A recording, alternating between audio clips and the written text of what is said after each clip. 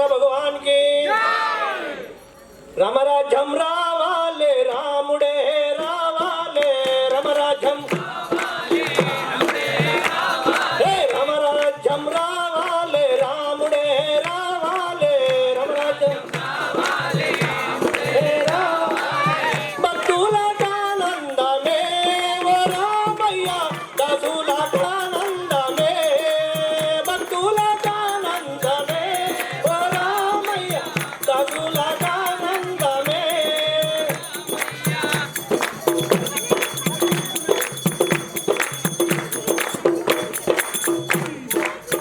अयोध्या नगराना रामचंद्रोडो अयोध्या रामचंद्रोडो अयोध्या नगराना रामचंद्रोडो नगराना रामचंद्रोडो మన ఊరిలో వెలిసేనయ్యా రామయ్య మనవాడల నిలిసేనయ్యా రామరాజ్యం రావాలే రాముడే రావాలే భక్తులకు ఆనందమే ఓ రామయ్య దాసులకు ఆనందమే రామరాజ్యం భక్తులకు ఆనందమే ఓ రామయ్య దాసులకు ఆనందమే భక్తులకు ఆనందమే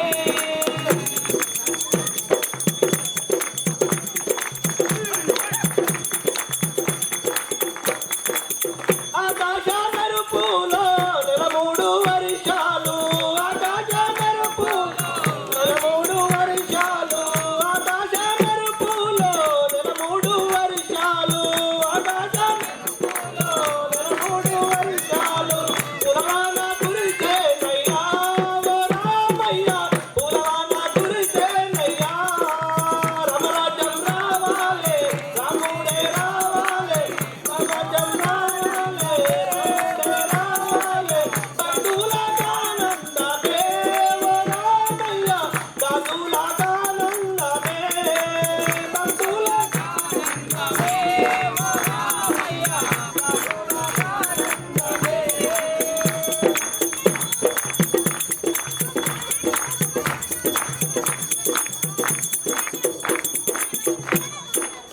పచ్చని పందిట్లో సీతమ్మ కళ్యాణం పచ్చని పందిట్లో సీతమ్మ కళ్యాణం పచ్చని పందిట్లో సీతమ్మ కళ్యాణం పచ్చని పందిట్లో సీతమ్మ కళ్యాణం సుజీవతమురండి ఈ కళ్యాణం సుజీవతమురండి ఈ కళ్యాణం సుజీవతమురండి ఈ కళ్యాణం రామరాజ్యం రావాలే రాముడే రావాలే రామరాజ్యం రావాలే రాముడే రావాలే భక్తులకు ఆనందమే ఓ రామయ్య దాసులకు ఆనందమే ఓ రామయ్య దాసులకు ఆనందమే ఓ రామయ్య దాసులకు ఆనందమే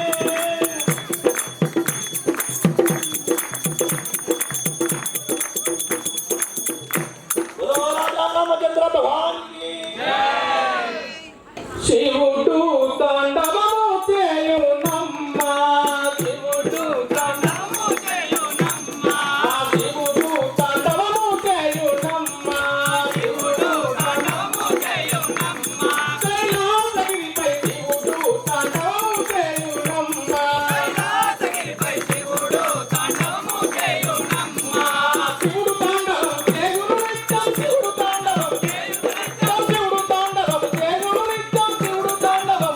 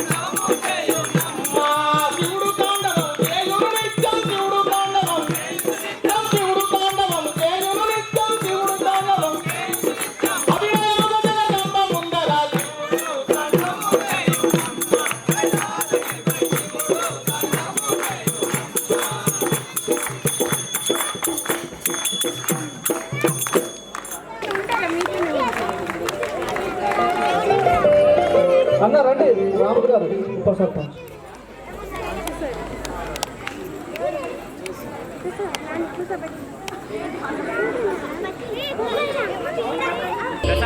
ఈ కార్యక్రమానికి అతిథులుగా విచ్చేసినటువంటి మన పాఠశాల పూర్వ ఉపాధ్యాయులు శ్రీమతి నీలవేణి మేడం గారిని వేదికపైకి ఆహ్వానిస్తున్నాం. అదేవిధంగా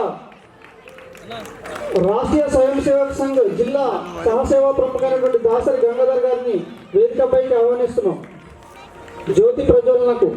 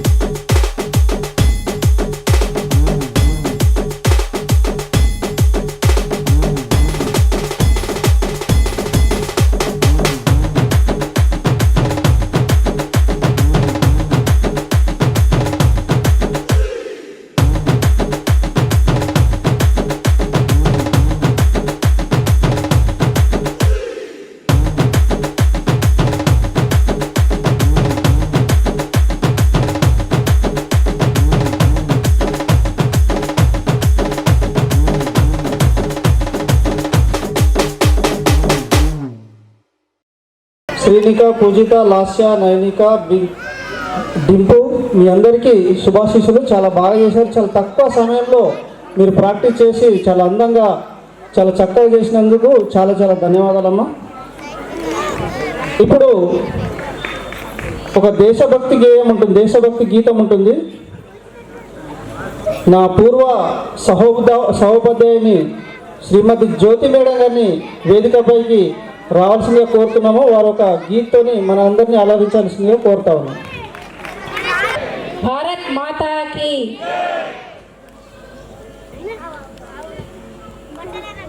కొంచెం ముందుకు రండి.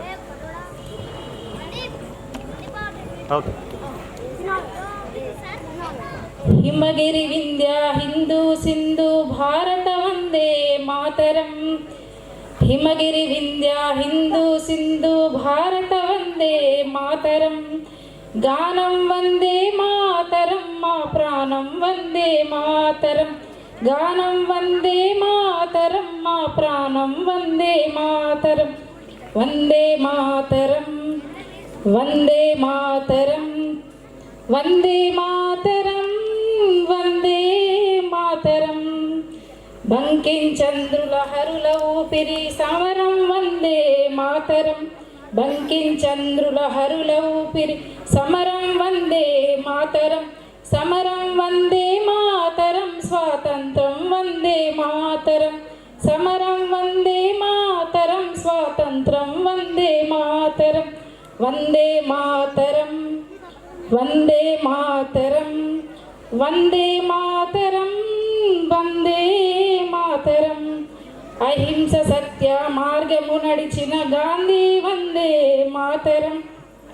అహింస సత్య మార్గము నడిచిన గాంధీ వందే మాతరం. గాంధీ వందే మాతరం మా గమనం వందే మాతరం. గాంధీ వందే మాతరం మా గమనం వందే మాతరం వందే మాతరం వందే మాతరం వందే మాతరం వందే మాతరం సుభాష్ చంద్రబోస్ రామరాజుల గేయం వందే మాతరం రుద్రమదేవి ఝాన్సీ రాణిల యుద్ధం వందే మాతరం జననం వందే మాతరం మా మరణం వందే మాతరం జననం వందే మాతరం మా మరణం వందే మాతరం వందే మాతరం వందే మాతరం వందే మాతరం వందే మాతరం బార్డర్లో నా గస్తీ కాశీ సిపాయి వందే మాతరం బార్డర్లో నా గస్తీ కాశీ సిపాయి మాతరం పాపి కొండల మధ్య సైనికుల నాదం వందే మాతరం జై జవాను అనాలి తరం జై కిసాను వందే మాతరం జై జవాను అనాలి తరం జై కిసాను వందే మాతరం వందే మాతరం వందే మాతరం వందే మాతరం వందే మాతరం హిమగిరి వింధ్య హిందూ సింధు భారత వందే మాతరం హిమగిరి వింధ్య హిందూ సింధు భారత వందే మాతరం గానం వందే మాతరం మా ప్రాణం వందే మాతరం గానం వందే మాతరం మా ప్రాణం వందే మాతరం వందే మాతరం వందే మాతరం వందే మాతరం వందే మాతరం. మనందరికీ తెలుసు, భారతదేశానికి స్వతంత్రం రావడానికి ఒకే ఒక్క మాట వందే మాతరం. వందే మాతరం నినాదంతోనే దేశవ్యాప్తంగా ఒకటేసారి స్వతంత్ర ఉద్యమంలో ప్రతి ఒక్కరూ పాల్గొని బ్రిటిషర్స్ని భారతదేశం నుంచి తరలించడం జరిగింది. నిజంగా ఈ సందర్భంగా ఈ సంవత్సరం మనకు వందే మాతరం 150వ సంవత్సరం పూర్తయింది. కాబట్టి వందే మాతర గేయాన్ని ఆలపించినందుకు మేడం గారికి చాలా చాలా ధన్యవాదాలు. ఇప్పుడు మనకి వక్త మరియు స్వామీజీ వారిని స్టేజ్ పైన రావాల్సిందిగా కోరుతా ఉన్నాం. జై శ్రీరామ్. వేదిక పైన ఆసీనులైనటువంటి పెద్దలను మీకు పరిచయం చేయబోతున్నాను. వేదిక పైన నాకు కుడివైపున ఆసీనులైన మధ్యలో ఆసీనులైనటువంటి ఈనాటి మన కార్యక్రమానికి ముఖ్య అతిథిగా విచ్చేసినటువంటి శ్రీ శ్రీ శ్రీ అనంత నందగిరి స్వామీజీ, మన ప్రశాంతానంద కొండగట్టు ఆశ్రమం సికింద్రాపూర్ గ్రామం నుండి జక్రన్పల్లి మండలం నుండి వచ్చేసినటువంటి స్వామీజీ, మరియు నాకు కుడివైపున మొదటగా ఆసీనులైనటువంటి వారు శ్రీ దాసరి గంగాధర్ గారు. వారు వృత్తిరీత్యా ప్రభుత్వ ఉపాధ్యాయులు మరియు రాష్ట్రీయ స్వయం సేవక్ సంఘ జిల్లా సహసేవ ప్రముఖగా వారు బాధ్యతలు నిర్వర్తిస్తున్నారు. వారి స్వస్థలము ఇందూరు. మరియు వారికి కుడివైపున రెండో వ్యక్తి అయినటువంటి శ్రీ తలకట్ల గంగారెడ్డి గారు హిందూ సమ్మేళనం యొక్క అధ్యక్షులు. మరియు అటు చివరి వైపున ఆసీనులైనటువంటి వారు శ్రీమతి యార్లగడ్డ నీలవేణి గారు. వారు మన అందరికీ సుపరిచితులే. ఇదే పాఠశాలలో వారు పూర్వం తెలుగు భాషాోపాధ్యాయురాలుగా వృత్తి నిర్వర్తించారు. మరియు ప్రస్తుతం వారు రాంపూర్ ఉన్నత పాఠశాలలో వారు తెలుగు భాషా ఉపాధ్యాయులుగా వృత్తి బాధ్యతలను నిర్వర్తిస్తున్నారు. జై శ్రీ. ఫలం ఆశించని ధర్మవీరులం మనం ఏది గొప్పతనం నాకే కావాలని మనం ఆశించాం. అనామకత జీవితాన్ని కోరుకునే భారతీయ జీవులం. నిజంగా మనం ఈ దేశంలో పుట్టడం నిజంగా అదృష్టవంతులం. అమ్మ, మీ యొక్క అభినయంతో మీ యొక్క నాట్యంతో మమ్మల్ని అందరినీ పులకరింపజేసిన నిజంగా మీకు శుభాశీస్సులమ్మ. చాలా చాలా ధన్యవాదాలు. వైయక్తి గీత్ శ్రీ తొర్లికొండ శ్రీనివాస్ గారు. అంత వాహినిగా ప్రవహించే గంగయే హిందుత్వం,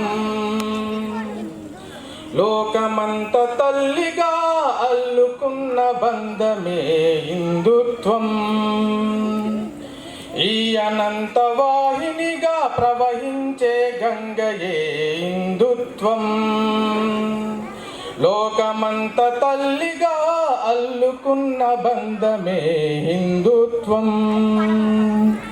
దేహమనే ప్రమిదలో దీపము వెలిగించుదాం, జీవితాన్ని కొంతైనా దేశానికి పంచుదాం.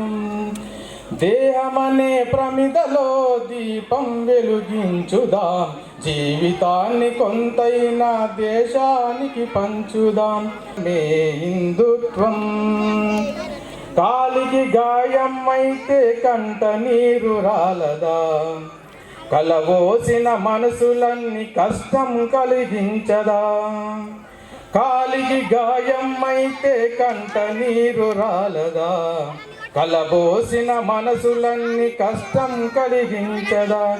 కలిసి బతకటం మన ధర్మం, కలిసి బతకటం మన ధర్మం మర్మం. హరివిల్లు పురుడోసిన పుడమి ఈ పూవనం. వేష భాష భూషణాలు వేరు వేరు పంటారు, మన జనని భరతమాత మందిరాన తోరణాలు. ఈ అనంత వాహినిగా ప్రవహించే గంగయే హిందుత్వం. లోకమంత తల్లిగా అల్లుకున్న బంధమే హిందుత్వం. ఉడుదకున్న భక్తి అంటే ఉన్నదంత ఇవ్వడం, తనదేది కాదంటూ సర్వం అర్పించడం. ఆ జీవన పర్యంతం అమ్మను పూజించుదాం. ఈ అనంత వాహినిగా ప్రవహించే గంగయే హిందుత్వం. లోకమంత తల్లిగా అల్లుకున్న బంధమే హిందుత్వం. శ్రీమతి నీలవేణి మేడం గారు తమ యొక్క అమూల్యమైన సందేశాన్ని ఇవ్వాల్సిందిగా మనం. వేదిక మీద ఆసీనులైనటువంటి అనంతానందగిరి స్వామి గారికి శిరస్సు వంచి పాదాభివందనం. అలాగే నాతో పాటు వేదికను పంచుకున్న నా సోదరులు వారికి, ఇక్కడ ఆసీనులైనటువంటి వివిధ గ్రామాల సర్పంచులు, వేదిక ముందు ఉన్నటువంటి గ్రామ పెద్దలు, నా సోదర సమానులు, నా ముందు కూర్చున్నటువంటి మా అక్కయ్యలు, చెల్లెళ్ళు, నా బిడ్డలు, నా చిన్నారులు అందరికీ కూడా శిరస్సు వంచి నమస్కారాలు. నేను నా పుట్టింటికి వచ్చినట్టుగా ఉంది ఈరోజు. 2 సంవత్సరాల తర్వాత మళ్ళీ ఊర్లో నేను అడుగుపెట్టాను. నా పుట్టింటికి వచ్చినట్టుగా ఉంది. చాలా ఆనందంగా ఉంది.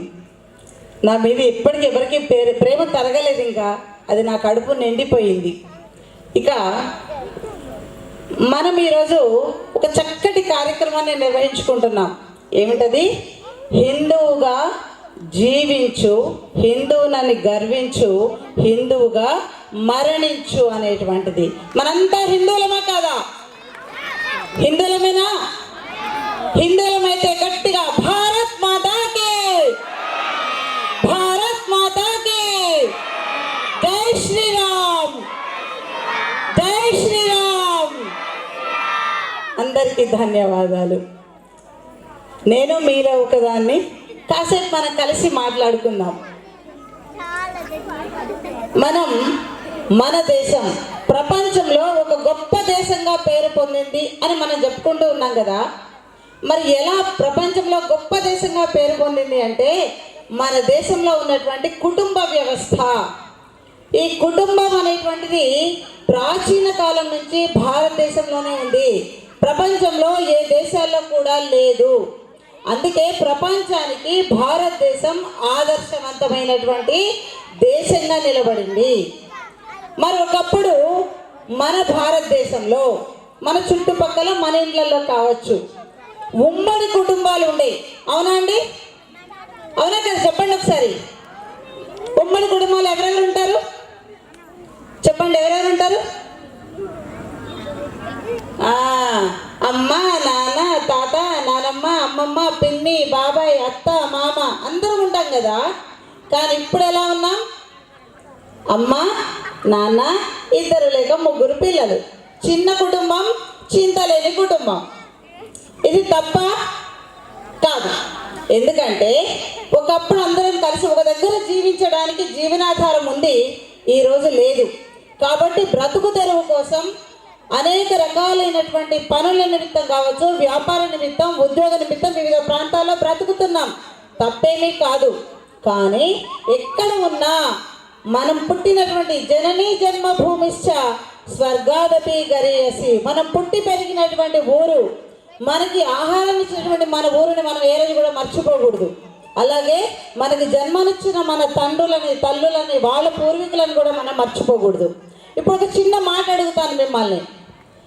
మీ నాన్నగారు లేదా మీ అమ్మగారు, వాళ్ళ నాన్నగారు వాళ్ళ నాన్నగారు వాళ్ళ నాన్నగారు పేర్లు ఎంతమందికి తెలుసు? చేయలేపండి దయచేసి.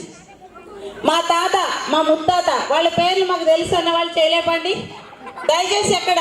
1 2 3 4 5, అక్కడ 6, అటు కనపట్లేదు నాకు. ఇక్కడ అంటే ఒక 10 మంది మాత్రం చెప్పారు.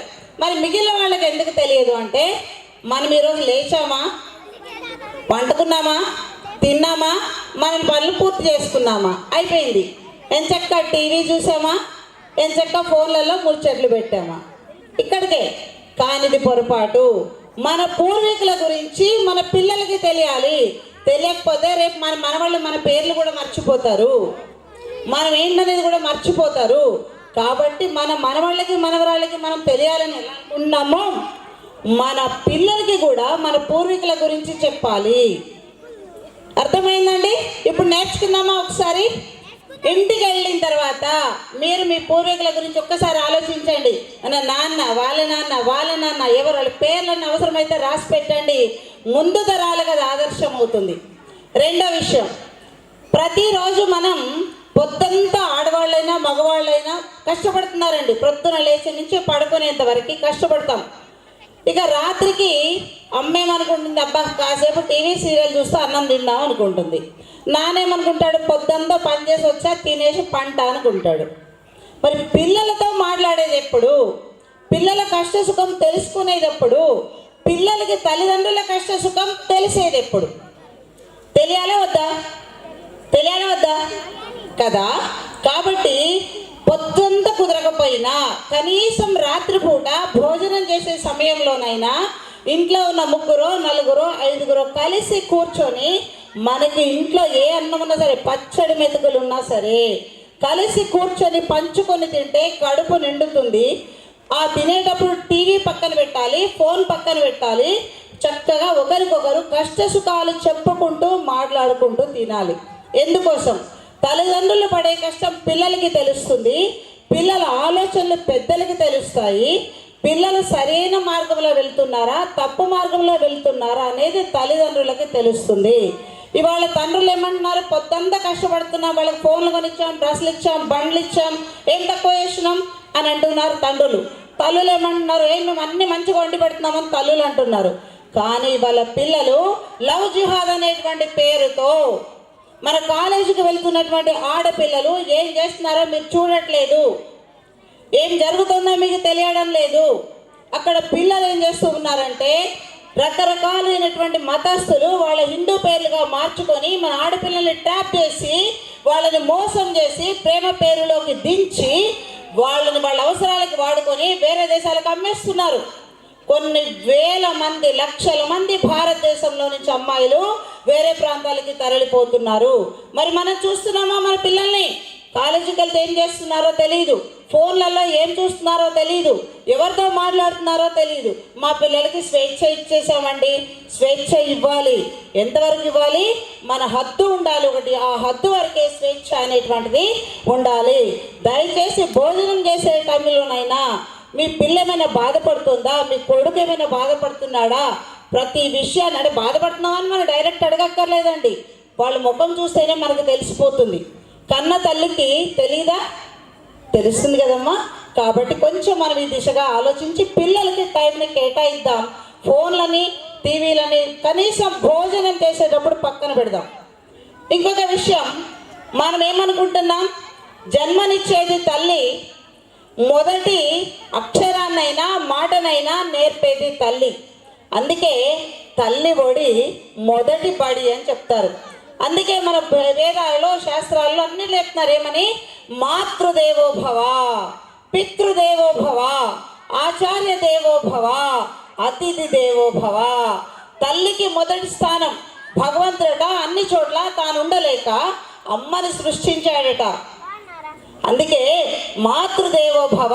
ఎంత గొప్ప కోటీశ్వరుడైనా తల్లి ముందు తల వంచాల్సిందే, తల్లికి నమస్కరించాల్సిందే. ఇది తల్లి తన బిడ్డకి మొదటి నుంచి నేర్పవలసిన సంస్కారం. తల్లి ఏది చక్కగా చెప్తే తన బిడ్డ అది నేర్చుకుంటాడు. తల్లి సక్రమమైన మార్గంలో నడిస్తే తన పిల్లవాడు కానీ తన కూతురు కానీ సక్రమ మార్గంలో నడుస్తుంది. పిల్లవాడిగా నేర్పేటువంటి భాష చక్కగా నేర్పాలి. ఇంగ్లీష్ చదివితేనే ఉద్యోగాలు వస్తాయి, తెలుగు చదివితే ఉద్యోగాలు రావనేది అబద్ధం మాట. ఏ భాష చదివినా మనకి పట్టుదల ఉంటే, ఆలోచన ఉంటే, జ్ఞానం అనేది ఉంటే ఏ ఉద్యోగమైనా ఎంతమంది పోటీలోనైనా మనం గెలిచి నిలబడవచ్చు, ఉద్యోగాన్ని సాధించవచ్చు. ఇది ఎలా ఉండాలి? తల్లిదండ్రుల యొక్క ప్రోత్సాహం అనేది ఇందాక మన సంతోషి చెప్పారు ఏంటంటే చప్పట్లు ఇంతేనా అని. చప్పట్లు అనేటువంటివి ప్రోత్సాహాన్ని అందిస్తాయి. ఎంత గట్టిగా చప్పట్లు కొడితే ఆ చేసేటువంటి వాళ్ళకి అరే నేను ఇంకా బాగా చెయ్యాలి అనే ఉత్సాహం కలుగుతుంది. ఒక్కసారి ఇందాక డ్యాన్స్ చేసిన పిల్లలందరికీ మనం చప్పట్లు కొడదామా? ఒక్కసారి చెవుల కింపుగా ఉందండి. ఎంత బాగుంది చూడండి, చాలా బాగుంది కదా, సంతోషం. అయితే ఇక్కడ మనం ఒక విషయం గుర్తుపెట్టుకోవాలి ఏంటంటే, సరే ఇంగ్లీష్ చదవద్దా? బ్రహ్మాండంగా చదవాలి. ఇంగ్లీషే కాదు, భారతదేశంలో ఉన్న ఎన్ని భాషలైనా మీరు నేర్చుకోవచ్చు, అభ్యంతరం ఏం లేదు. అన్ని భాషలు నేర్చుకోవాలి, అన్నిట్లో చక్కగా మాట్లాడగలిగే నైపుణ్యాన్ని నేర్చుకోవాలి.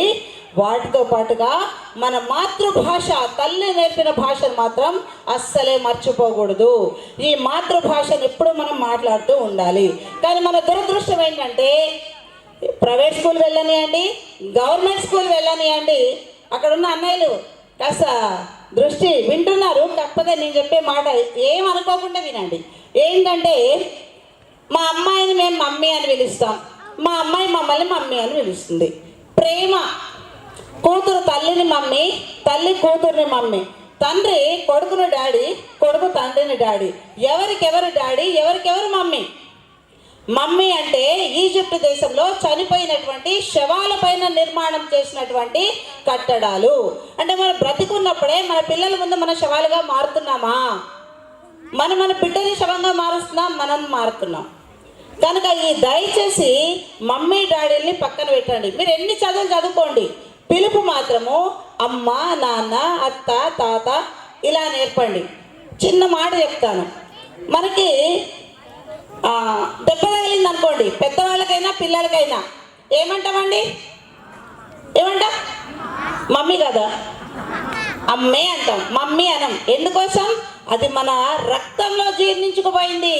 అమ్మ అనేది మనం ఎంత ఎత్తులకు ఎదిగినా మనం అమ్మ దగ్గరే ఉంటాం. కాబట్టి భాషకు ప్రాధాన్యతనివ్వాలని చెప్తూ ఒక చిన్న ఉదాహరణ చెప్తా. మాట అనేది ఎలా ఉండాలి, మనం మాట్లాడే మాట ఎలా ఉండాలి అనేది. ఒకసారి వివేకానంద చికాగో నగరానికి అమెరికా వెళ్ళారంట. పెద్ద మహాసభ జరుగుతూ ఉందట. అక్కడికి వెళ్తే ఆ సభలో అందరూ కూడా వేరే మతాల పెద్దలందరూ ఉండి వాళ్ళ పవిత్ర గ్రంథాలన్నీ పైన పెట్టారట. మన పవిత్ర గ్రంథం భగవద్గీత, దానిని అడుగున పెట్టారట. పెట్టి మిగిలినన్ని పైన పెట్టారట. ఎందుకు అడుగున పెట్టారు మనదంటే, భారతదేశమే కదా. ఆయన ఎవరో వివేకానంద అట కాషాయ వస్త్రాలు కట్టుకొచ్చాడు, ఆయన ఏం చెప్తాడు, మనం ఏం నేర్చుకుంటాం భారతదేశం నుంచి అనుకున్నారు. అని వివేకానందకి కేవలం 3 నిమిషాలు టైం ఇచ్చారండి. ఎంత సమయం అండి? 3 నిమిషాలు మాత్రమే ఇచ్చారు. ఇక అందరూ మాట్లాడుతున్నారు, గొప్పగా చెప్తూ ఉన్నారు వాళ్ళ మతాల గురించి. మన వివేకానందుడు ఇలాగే వేదిక మీదకి వచ్చాడు, వచ్చి మైక్ అందుకున్నారు. అందుకొని మాట్లాడడం మొదలుపెట్టారట. ఏమని మాట్లాడారు అంటే, ఒకటే ఒక మాట అని చెప్పింది, my dear brothers and sisters అని అన్నారట. ఏమన్నారు? My dear brothers and sisters అని అన్నారట. ఒక్కసారిగా ఇప్పుడు మనలాగా సభలో కూర్చున్న వాళ్ళందరూ ఒక్కసారిగా లేచి నిలబడి చప్పట్లు కొట్టడం మొదలుపెట్టారట. ఎన్ని నిమిషాలు కొట్టారండి? కనీసం 3 నిమిషాలు చప్పట్లు కొట్టారట. మరి ఎందుకు కొట్టారు? ఆయనకి ఇచ్చిన సమయమే 3 నిమిషాలు కదా. మరి 3 నిమిషాలు ఎందుకు చప్పట్లు కొట్టారంటే, అప్పటిదాకా మాట్లాడిన వాళ్ళందరూ కూడా లేడీస్ అండ్ జెంటిల్మెన్ అని మాట్లాడారట. అంటే స్త్రీలారా, పురుషులారా, అంటే వాళ్ళ దేశాల్లో ఆడవాళ్ళు ఒక విలాస వస్తువులు, మగవాళ్ళు అనుభవించడానికే ఉన్నారు అని ఒక భావన. కానీ వివేకానంద ఏం చెప్పాడు? నా ప్రియమైన అన్నదమ్ముల్లారా, అక్క చెల్లెళ్ళారా అన్నాడు. ఇప్పుడు ఇది ఎంత గౌరవం అండి. అది వాళ్ళకి ఆనందం కలిగింది. అంటే భారతదేశం ఇంత గొప్పదా? ప్రతి స్త్రీని తన అక్కగానో తన చెల్లిగానో చూస్తుందా? ప్రతి పురుషుణ్ణి తన అన్నగానో తమ్ముడుగానో చూస్తుందా?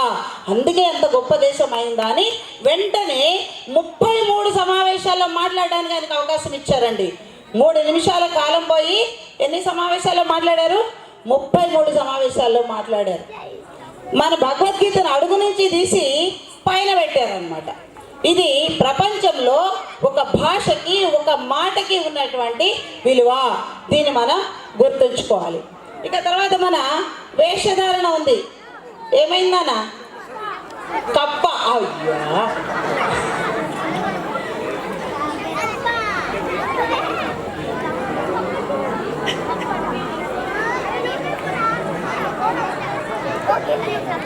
సరే మన వేషధారణకు వచ్చేద్దాం. సినిమాల్లో చూస్తున్నాం, టీవీలో సీరియల్స్లో చూస్తున్నాం. చూసి ఏం చేస్తున్నాం? మన పిల్లలకి కూడా అలా జుట్లు విరవేయాలి, గాజులు వేయొద్దు, బొట్లు పెట్టొద్దు, ఆ పిచ్చి పిచ్చి డ్రెస్సులన్నీ వేయాలి, డ్రెస్సులు వేయాలి. ఆడవాళ్ళు అన్నిదా భావించొద్దు. వీళ్ళెవరు చెప్పలేరు కాబట్టి నేను చెప్తున్నాను, నా ధర్మం కాబట్టి. డ్రెస్ వేస్తారు, కనీసం మీద చున్నీ కూడా వేసుకోరు. ఈ వేషధారణ సరైనది కాదు. ఇంకా కొంతమందిని చూస్తుంటాం, నైటీ అని నైట్లో వేసుకోవాల్సిన నైటీని దాన్ని డేటీగా చేసేసి రాత్రి పగలు తేడా లేకుండా నైటీలు వేసుకొని ఇష్టం ఉన్నట్టు తిరగడం. దానిపైన చున్నీ ఉండదు, ఏముండదు. నా బోర్డు అంటే నీకేం అవసరం అని తిట్టడం, లేదా నీకు నాగరికత లేదు అని అనడం. ఇది సరైనది కాదు. ఇది మన దేశానికి అవమానకరమైనటువంటిది. ఎందుకంటే ప్రపంచంలో వేరే దేశాల వాళ్ళు మన చీరను కడుతున్నారు, మన సంస్కృతిని నేర్చుకుంటున్నారు. మనమేం చేస్తున్నాం? మన సంస్కృతిని తగ్గించుకుంటున్నాం. దయచేసి మీ పిల్లలకి మీరేం సంస్కారం ఇస్తున్నారు? మీరు చక్కగా వేషం, డ్రెస్ చక్కగా, అంటే చక్కటి చీర కట్టుకున్నారు, ఒక చక్కగా పిల్లల్ని రెడీ చేయగలిగారంటే నేను ఇలా ఉండాలి, మా అమ్మ ఇలా ఉంది, నేను ఇలా ఉండాలని పిల్లలకు అర్థమవుతుంది. దయచేసి తండ్రులు కూడా, ఇది తల్లి బాధ్యతే కాదండి, పిల్లల్ని రక్షించుకోవాల్సిన బాధ్యత తండ్రిది కూడా. కనుక ప్రతి తండ్రి కూడా నా బిడ్డల్ని, కోడి తన పిల్లల్ని తన రెక్కల కింద ఎలా దాచుకుంటుందో నా పిల్లల్ని నేను అలా కాపాడుకోవాలి అని ప్రతి తండ్రి కూడా ఆలోచించినప్పుడు మన సంస్కృతి నిలబడుతుంది, మన సాంప్రదాయం నిలబడుతుంది, మన ఆచార వ్యవహారాలన్నీ కూడా నిలబడతాయి. ఇక ఇంకొక విషయానికి వచ్చేస్తే, మరి మన ఇల్లు ఎలా ఉండాలి? ఒక సంస్కృతి కేంద్రంగా ఉండాలి. మన ఇంట్లో ఇష్టం వచ్చినట్టు బూతులు మాట్లాడుకుంటూ, ఇష్టం అన్నట్టు తిట్టుకుంటూ, కొట్టుకుంటూ ఉంటే పిల్లలు అవే నేర్చుకుంటారు. కాబట్టి మనకి ఎన్ని కష్టాలున్నా, ఎన్ని ఆవేశాలున్నా పిల్లలకి తెలియకుండా మాట్లాడుకోవాలి తప్ప పిల్లల ముందు అరుచుకోవడం, కోపం తెచ్చుకోవడం చేసినట్లయితే వాళ్ళు దారి తప్పేటువంటి ప్రమాదాలు ఉన్నాయి. భాషలో మార్పు అనేది వస్తుంది. అందుకే మన ఇంట్లో చక్కటి జాతీయ నాయకుల ఫోటోలు, గొప్ప గొప్ప వాళ్ళ ఫోటోలు పెట్టాలి, భారతమాత ఫోటో పెట్టాలి. చాలా మందికి ఇది ఏంటంటే తెలియని స్థితి వాళ్ళ ప్రపంచంలో ఉంది. ప్రపంచం మన దేశంలోనే ఉంది. భారతమాత ఫోటో ప్రతి ఇంట్లో ఉండేలాగా చూసుకోండి. గొప్ప గొప్ప వాళ్ళ ఫోటోలు మన ఇంట్లో ఉండేలాగా. మన పూర్వీకులు కూడా అనేక దాన ధర్మాలు చేసి ఉంటారు. ఇప్పుడు ఈ యొక్క మనం కూర్చున్న ఈ గడ్డ కూడా దానం చేసినటువంటి భూమి ఇది. కాబట్టి వాళ్ళని ఇప్పటికీ మనం తలచచ్చు. దానం చేసిన ఆయన లేరు, కానీ మనం తలుచుకుంటున్నాం. ఇది వాళ్ళ తర్వాత తరాల వాళ్ళకు కూడా ఈ విషయం తెలియాలి. ఇలా మన పూర్వీకుల గురించి కూడా చెప్తూ ఉండాలి. ఇంతేనా మరి మన ధర్మం? అంటే మన చుట్టూ ఉన్నటువంటి పరిసరాలు ఎలా ఉన్నాయంటే ఒక 2 భూతాల చేత బాధపడుతూ ఉన్నాయి. ఆ భూతాలు ఏమిటి అంటే, ఒకటోది చెట్లను నరికివేయడం. చెట్లను నరికివేసేసరికి వర్షాలు తగ్గిపోతున్నాయి. వర్షాలు తగ్గేసరికి గాలి కాలుష్యం ఏర్పడుతుంది, నీటి కాలుష్యం ఏర్పడుతుంది, వాతావరణ కాలుష్యం ఏర్పడుతుంది. ఇంకొకటి ప్లాస్టిక్.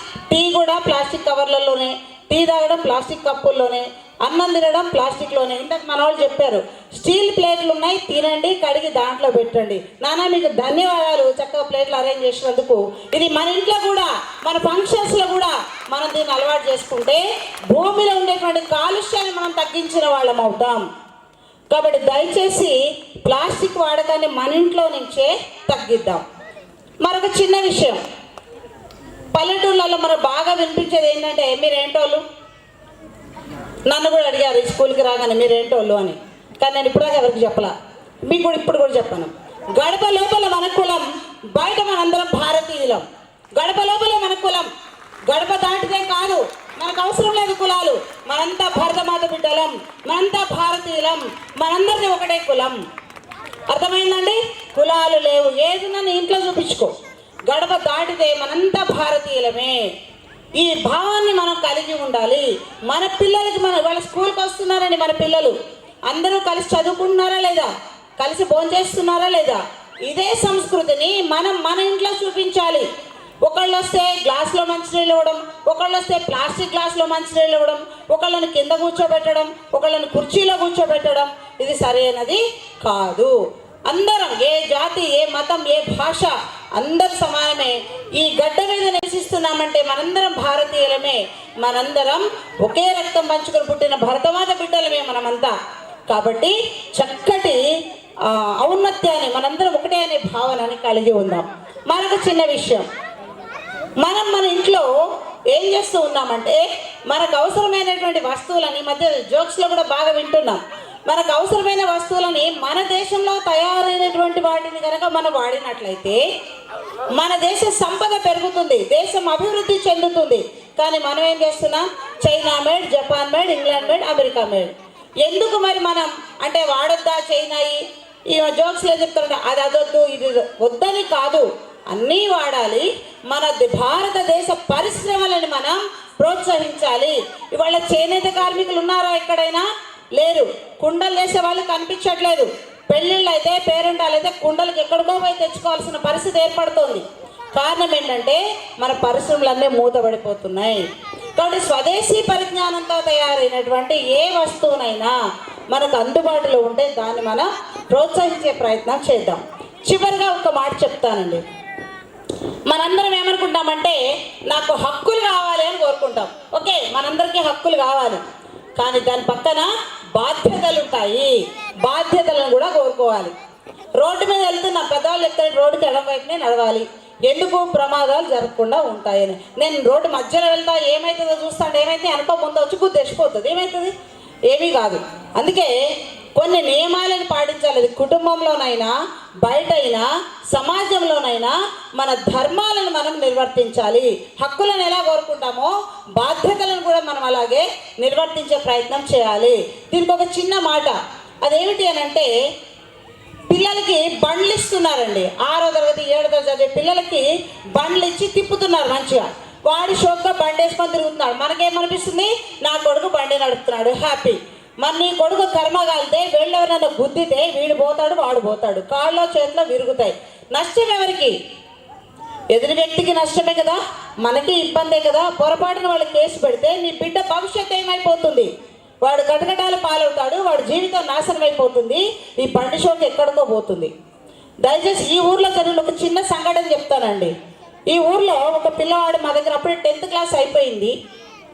వాళ్ళ అమ్మని, అసలు అప్పటిదాకా బండి నడిపాడో లేదో కూడా నాకు తెలియదు, వాళ్ళ అమ్మని బండి ఎక్కించుకొని దర్పల్లి తీసుకెళ్తున్నాడు. కొంచెం దూరం వెళ్ళగానే రాయి అడ్డం వచ్చింది. ఆ రాయి నుంచి బండి దాటింది. వాళ్ళ అమ్మ బండి నుంచి ఎగిరి కింద పడి చచ్చిపోయింది. ఆమె చనిపోయింది క్షణాలలో. ఇంటి నుంచి బయలుదేరిన 5-6 నిమిషాలలో. తల్లిని తీసుకురాగలిగాడా? తన తమ్ముడు చెల్లెలకి తల్లిని ఇవ్వగలిగాడా? ఇవ్వలేదు. చేతులారా తన కుటుంబాన్ని నాశనం చేసుకున్నాడు.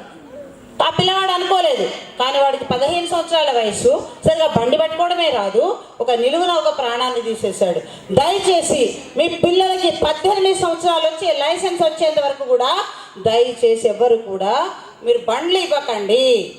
అందరు నడిపించుకోవాలంటే ఇంటి ప్రాంగణంలో నడిపించుకోండి, అంతే తప్ప రోడ్లు ఎక్కించకండి. దయచేసి బాధ్యతల్ని మీరు గుర్తిస్తారని నేను ఆశిస్తున్నా. ఏ విషయమైనా ముందు మనం ఆచరించాలి. తల్లిదండ్రులుగా మనం ఆచరించి పిల్లలకి చెప్తే దాన్ని వాళ్ళు పాటిస్తారు. మనం ఆచరించకుండా చెప్తే అస్సలు పాటించరు. ఎలాగో ఒక చిన్న కథ చెప్పి నేను ముగించేస్తా. రామకృష్ణ పరమహంస అని మన వివేకానంద స్వామి యొక్క గురువు అన్నమాట. ఆయన ఇలా కూర్చొని మన స్వామీజీ గారిలాగే కూర్చుంటారు, మనలాగే అందరూ వచ్చి ఆయన సలహాలు తీసుకుంటూ ఉంటారు. ఒక రోజు ఒక తల్లి ఏం చేస్తుంటే ఇలాంటి ఒక చిన్న పిల్లవాడిని తీసుకొని వచ్చింది ఆయన దగ్గరికి. వచ్చేసి ఏమన్నదంటే, స్వామి మా వాడు మిఠాయిలు స్వీట్స్ బాగా తింటున్నాడు, మీరు తినొద్దని చెప్తే మానేస్తాడు, వాడు ఆరోగ్యం పాడైపోతుంది అని చెప్పింది. ఆయన ఏమన్నాడంటే సరే సరే చెప్తానమ్మా రేపు రండి అన్నాడు. ఆ రోజు ఆమె తీసుకొని వెళ్ళిపోయింది. మళ్ళా రేపు రండి అన్నాడు. అలా నెల రోజులు తిప్పింది. ఒక రోజు కాదు 2 రోజులు, నెల రోజులు తిప్పాడు ఆ స్వామి. నెల పూర్తయిన తర్వాత అప్పుడు ఆ పిల్లవాడిని దగ్గరకు పిలుచుకొని, అరే నాన్న నీకు మిఠాయిలు అంటే ఇష్టం అంటే, అవును స్వామి అన్నాడు. మిఠాయిలు తినొద్దు నాన్న, తింటే నీ ఆరోగ్యం పాడైపోతుంది, తినొద్దు అని చెప్పాను. ఇక సరేనండి మీరు చెప్పారు కదా నేను తినను అని పిల్లవాడు బుద్ధిగా ఒప్పుకున్నాడు. ఇక వాళ్ళమ్మకి వచ్చిందండి కోపం. తాచుబామ్మకి ఎట్లా వస్తుంది అట్లా వచ్చింది. ఏమయ్యా స్వామి నెల నుంచి తిప్పించాడు ముచ్చట చెప్పడానికి, అప్పుడే అయిపోవు కదా, నెల తిప్పిస్తావు అని అన్నదనమాట. అప్పుడు స్వామి కోపం తెచ్చుకోకుండా ఓ చిరునవ్వు నవ్వి అన్నాడట. ఏమని అన్నాడు, అమ్మా నాకు కూడా మిఠాయిలు బాగా ఇష్టం, నేను తినుకుంటా, వాడికి తినొద్దురా అంటే నువ్వెందుకు తింటున్నావు స్వామి, నీకు పుచ్చిపోవాలంటే నేను ఏం జవాబు చెప్పాలా? అందుకే ఈ నెల రోజులు కొద్దిగా నేను మిఠాయి తినడం బంద్ చేశా. నిన్నటికి మొత్తం బంద్ చేశా. ఇప్పుడు చెప్పడానికి నాకు అర్హత వచ్చింది కాబట్టి నేను చెప్తున్నా అన్నాడు. అంటే తల్లైనా తండ్రైనా ఏదైనా ముందుగా మనం ఆచరించాలి. ఆచరించి మన పిల్లలకు చెప్పినప్పుడు అరే మా అమ్మది చెప్పింది నేను చేయాలి, మా నాన్న చెప్పారు నేను చేయాలని ఆలోచన వస్తుంది. అందరూ కూడా నేను చెప్పినటువంటి 4 మాటలు శ్రద్ధగా విన్నందుకు ధన్యవాదాలు తెలియజేస్తూ భారత్ మాతాకి. గంగాధర్ గారు జిల్లా సహసేవ ప్రముఖ్ వారి యొక్క సందేశాన్ని అందిస్తారు. రత్నాకర ధౌత పదం హిమాలయ కిరీటిని బ్రహ్మరాజర్షి రత్నాఢ్యం వందే భారత మాతరం. భారతమాతను స్తుతిస్తూ ఎంతోమంది బ్రహ్మర్షుల చేత నీరాజనాలు అందుకున్నటువంటి ఆ తల్లి భారతమాత, ఆమెను స్తుతిస్తూ వేదికను అలంకరించినటువంటి పూజ్య స్వామీజీ పాదపద్మాలకు నమస్కరిస్తూ, అదేవిధంగా వేదిక మీద ఉన్నటువంటి నీలవేణి అక్కయ్య గారు, మన హిందూ సమ్మేళన సమితి అధ్యక్షులు, అనేక గ్రామాల నుంచి వచ్చేటువంటి ప్రజాప్రతినిధులు, ఆత్మస్వరూపులు, ఎన్నో జన్మల పుణ్యం చేసుకుంటే కానీ ఈ పుణ్యభూమిలో జన్మించేటువంటి అవకాశం లభించినటువంటి మీ అందరికీ కూడా ఈ సమ్మేళనానికి స్వాగతం, సుస్వాగతం. ఈ దేశము ఎంత గొప్పదో మనందరికీ మనం అనేక సంఘటనలు చూస్తూ ఉంటాం. ఈ దేశం లోపల అనేక మంది మహాపురుషులు జన్మించారు. సాక్షాత్తు భగవంతుడు 10 అవతారాలు ఎత్తినటువంటి ఈ పుణ్యమైనటువంటి భూమి మన భారతదేశం. ఈ భారతదేశంలో సాక్షాత్తు భగవంతుడు జన్మించినటువంటి ఈ దేశంలో మనం జన్మించడం మనందరి గర్వకారణం. మరి అంత గొప్ప భూమిలో జన్మించినటువంటి మనము ఎంత గొప్ప వాళ్ళమో మనం ఆలోచించుకోవాలి. మరి ఇంత గొప్ప భూమిలో జన్మించినటువంటి మనము అనేక మందికి సహాయ సహకారాలు చేస్తూ సర్వే భవంతు సుఖినః సర్వే సంతు నిరామయ సర్వే భద్రాని పశ్యంతు మా కచ్చిత్ దుఃఖ భాగవే. అంటే ఈ దేశంలో ఈ భూమి మీద ఉన్నటువంటి కేవలం మనుషులే కాదు, సమస్త జీవరాశులన్నీ కూడా బాగుండాలి, అందులో నేనుండాలి అని కోరుకునేటువంటి జాతి ఏదైనా ఉందంటే అది హిందూ జాతి. ఆ జాతిలో ఉన్నటువంటి మనము ఎంత గొప్ప వాళ్ళము. కేవలము నేను మాత్రమే బాగుండాలి అనేటువంటి కోరుకోదు హిందుత్వము. హిందుత్వము మనతో పాటు చెట్టు పుట్ట సమస్త జీవరాశులు బాగుండాలని కోరుకునేటువంటి గొప్ప జాతి మనది. అందుకే ఈ దేశంలో మనము మనుషులతో పాటు అన్ని జీవరాశుల్ని కొలుస్తాము. పామును కొలుస్తాము, పక్షుల్ని కొలుస్తాము, చెట్లని ప్రకృతిని కొలుస్తాము. ఇప్పుడు అనేక మంది అంటున్నారు ప్రకృతి ఉంటేనే మనం ఉంటాము అనేటువంటి విషయము, పర్యావరణం యొక్క ప్రాముఖ్యత గురించి ఇప్పుడు బోధిస్తున్నారు. కానీ మన పూర్వీకులు ఎప్పుడో ఈ విషయాన్ని గ్రహించి వాటన్నిటినీ మన సంస్కృతిలో జోడించారు. పండుగల పేరుతోని అనేకమైన కార్యక్రమాలు పెట్టారు. ఈ జీవరాశులన్నింటినీ కూడా పూజించమని చెప్పారు. ఎందుకు? అవి ఒకదానితో ఒకటి అవినాభావ సంబంధం ఉన్నటువంటివి. అవన్నీ ఉంటేనే పర్యావరణం సమతుల్యతగా ఉంటుంది. ఆ పర్యావరణం సమతుల్యంగా ఉంటేనే మనమందరం ఉంటాము అనేటువంటి ఒక గొప్ప సంస్కృతిని మనకు అలవాటు చేసినటువంటి మన పూర్వీకులు ఎంత గొప్పవాళ్ళు. అటువంటి పూర్వీకుల పరంపరగా మనం అందరం కూడా ఈరోజు హిందుత్వాన్ని స్వీకరించినాం. కాబట్టి ఏ కులమైనా ఏ మతమైనా ఏం చెప్తుంది అంటే మనమందరం కూడా ఈ తల్లి సంతానము, ఈ భారతమాత సంతానము, మనమందరం కూడా కలిసిమెలిసి ఉండాలి, సమస్త జీవరాశుల్ని మనము గౌరవించాలి, పూజించాలి అనేటువంటి చెప్తున్నాం. దేనికి కూడా హాని తలపెట్టినటువంటి మనము మరి ఎందుకు ఒక 1000 సంవత్సరాలు బానిసత్వంలో బతికాము? సమస్త జీవరాశిలో కూడా దేవుణ్ణి ప్రతిఫలించేటువంటి మనము ఈ దేశంలో ఆధ్యాత్మిక శక్తి కొదవలేదు, భక్తికి కొదవలేదు, నిత్యము నిరంతరము భగవన్నామ స్మరణ చేస్తూనే ఉంటాము. మరి అటువంటి భగవన్నామ స్మరణ చేసినటువంటి మనము సుమారుగా ఒక 1000 సంవత్సరాలు బానిసత్వంలో ఎందుకుంది జాతి? మరి నిరంతరము భగవంతుని ధరించినప్పుడు, భగవంతుని ప్రార్థించినప్పుడు మరి మనకి ఎటువంటి కష్టాలు కానీ నష్టాలు కానీ రావద్దు. కానీ ఈ దేశము ఎందుకు 1000 సంవత్సరాలు బానిసత్వంలో ఉంది అంటే ఈ దేశంలో భక్తి ఉంది, కానీ ఆ భక్తిని అడ్డగించినప్పుడు కావాల్సి ఎదుర్కొనేటువంటి శక్తి, ఐక్యమత్యం అనేటువంటిది లోపించిన కారణంగా ఈ దేశము అనేక సంవత్సరాలు బానిసత్వంలో ఉంది అనేటువంటి విషయము గ్రహించిన కారణంగా పరమ పూజ్య శ్రీ కేశవరావు బలరాం పంత్ హెడ్గేవార్ గారు ఆలోచన చేశారు. ఈ దేశంలో భక్తి కొదవలేదు, కానీ ఉన్నదల్లా ఏంటి? ఐక్యమత్యం అనేటువంటిది లేదు. కాబట్టి దీన్ని మనం తొలగించాలి. ఇక్కడ ఉన్నటువంటి హిందువులు సమస్త ప్రపంచము శాంతిగా ఉండాలనేటువంటి కోరుకునేటువంటి జాతి. ఈ జాతి లోపల భవిష్యత్ తరాల కోసము సుసంపన్నంగా ఉండాలి అంటే ఈ జాతిలో చైతన్యం కలిగించేటువంటి పని మనం చేయాలి. దానికోసమే 1925 లోపల వీటన్నిటిని పరిశీలించిన తర్వాతనే ఈ జాతిలో ఈ దేశము గొప్ప దేశము, ఈ దేశంలో ఉన్నటువంటి ప్రజలందరినీ నాది గొప్ప దేశము అనుకునేటువంటి జన సమూహం ఏదైతుందో ఈ ప్రజల లోపల జాతీయ భావన నిర్మాణం చేయాలి. జాతీయ భావన కనుక నిర్మాణం చేసినట్లయితే ఈ దేశము రాబోయేటువంటి అనేకమైన విపత్తుల్ని ఎదుర్కోగలుగుతుంది. ఇప్పుడు స్వాతంత్రం కోసం మనం అందరం కూడా పోరాటం చేస్తాం. స్వాతంత్రం అనేది వస్తుంది, కానీ వచ్చినటువంటి స్వాతంత్రాన్ని మనం నిలుపుకోవాలంటే ఈ దేశ ప్రజలైనటువంటి హిందువుల్లో స్వాభిమానము, చైతన్యము నిర్మాణం చేసేటువంటి పని చేయాలి. దానికోసమే సంఘ శాఖను ప్రారంభించడం జరిగింది. 1 గంట సేపు ఇక్కడ ఉన్నటువంటి హిందువులందరూ కూడా ప్రతిరోజు 1 గంట సేపు కలవాలి, కలిసి తన మనసులో ఉన్నటువంటి మాటలు మాట్లాడుకోవాలి, బాధలను పంచుకోవాలి, సుఖాలను పంచుకోవాలి.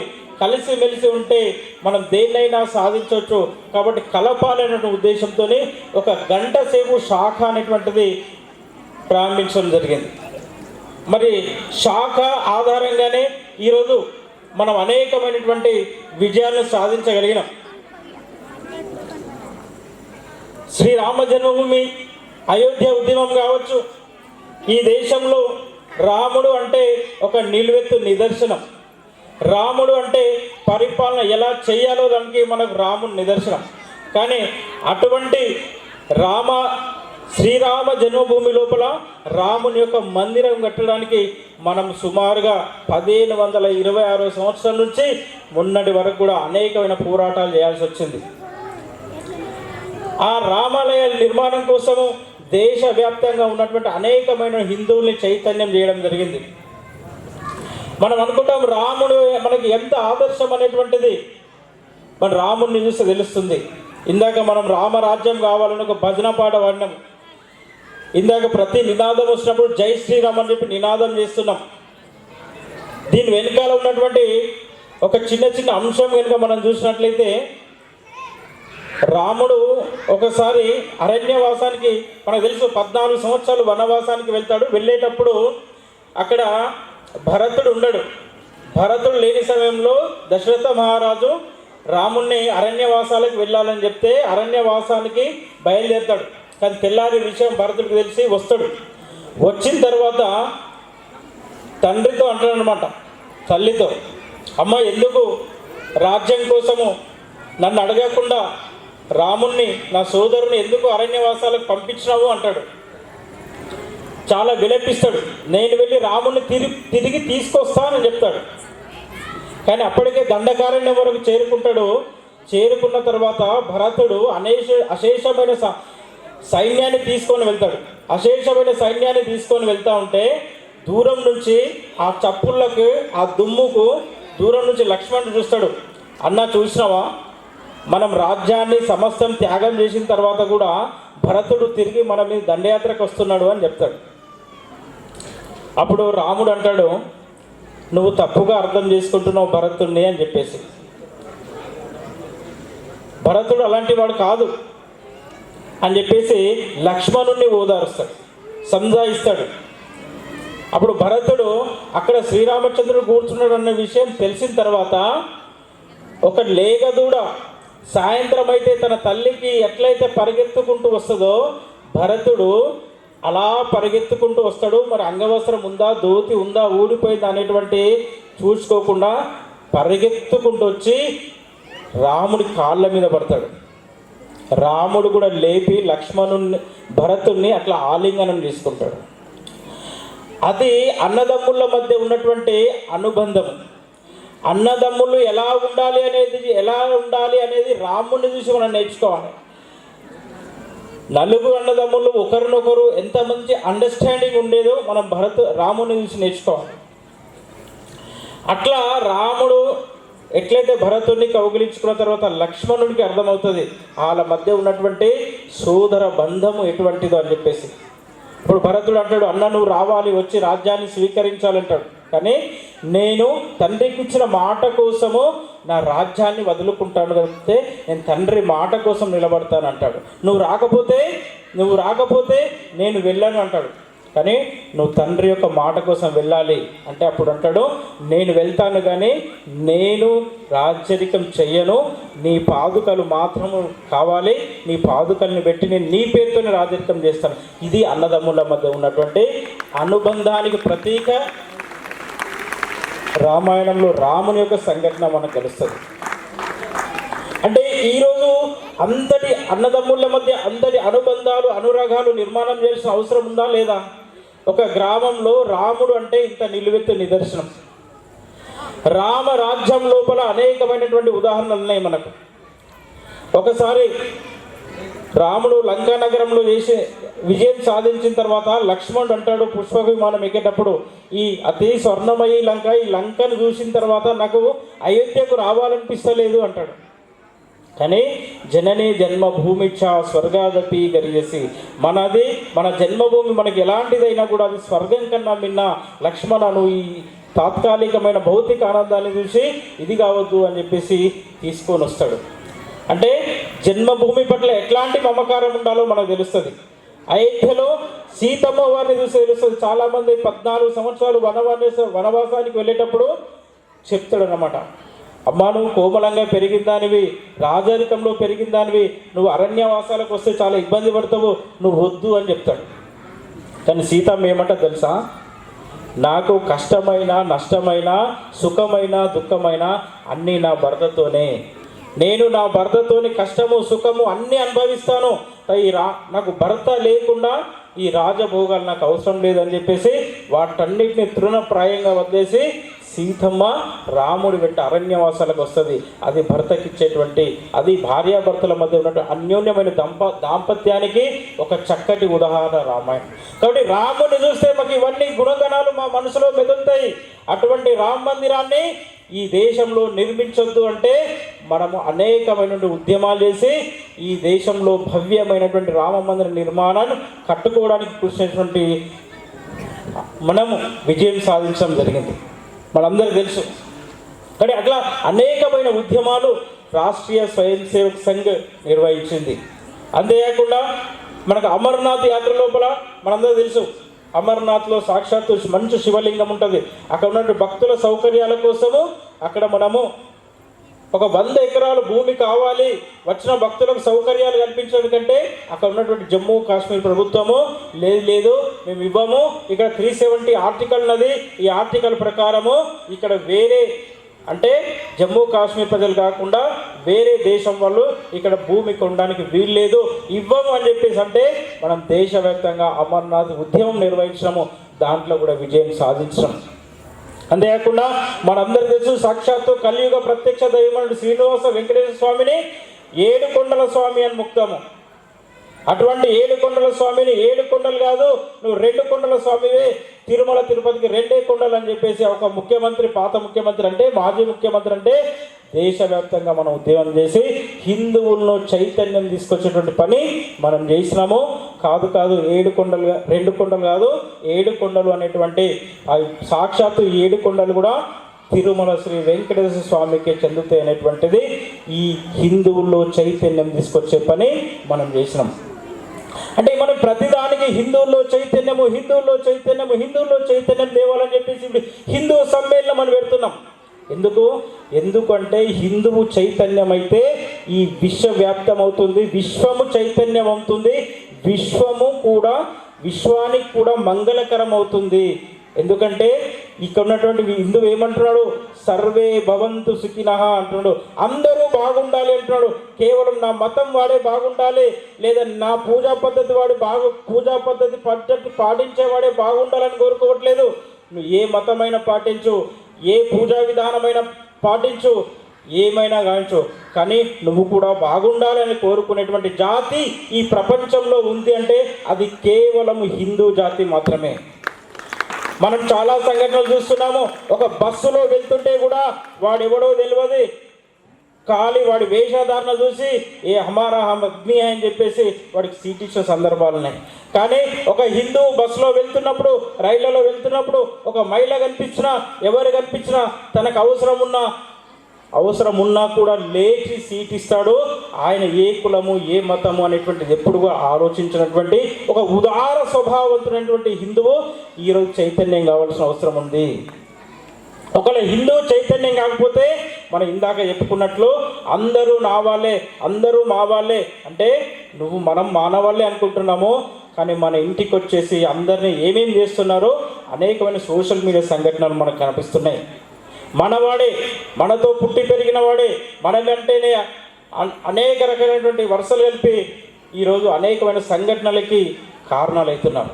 అంటే మన ఉదారతత్వాన్ని, మన మంచితనాన్ని ఒక చేతగానితనంగా భావించి ఈరోజు అనేకమైన సంఘటనలు, ఇందాక అక్కయ్య గారు చెప్పినట్టు మన ఆడపిల్లని లోబర్చుకునేటువంటి పేరుతోని నిన్నగాక మొన్న టీసీఎస్ అనేటువంటి సంస్థలో మీరు చూసినట్లయితే ఆశ్చర్యపోతారు.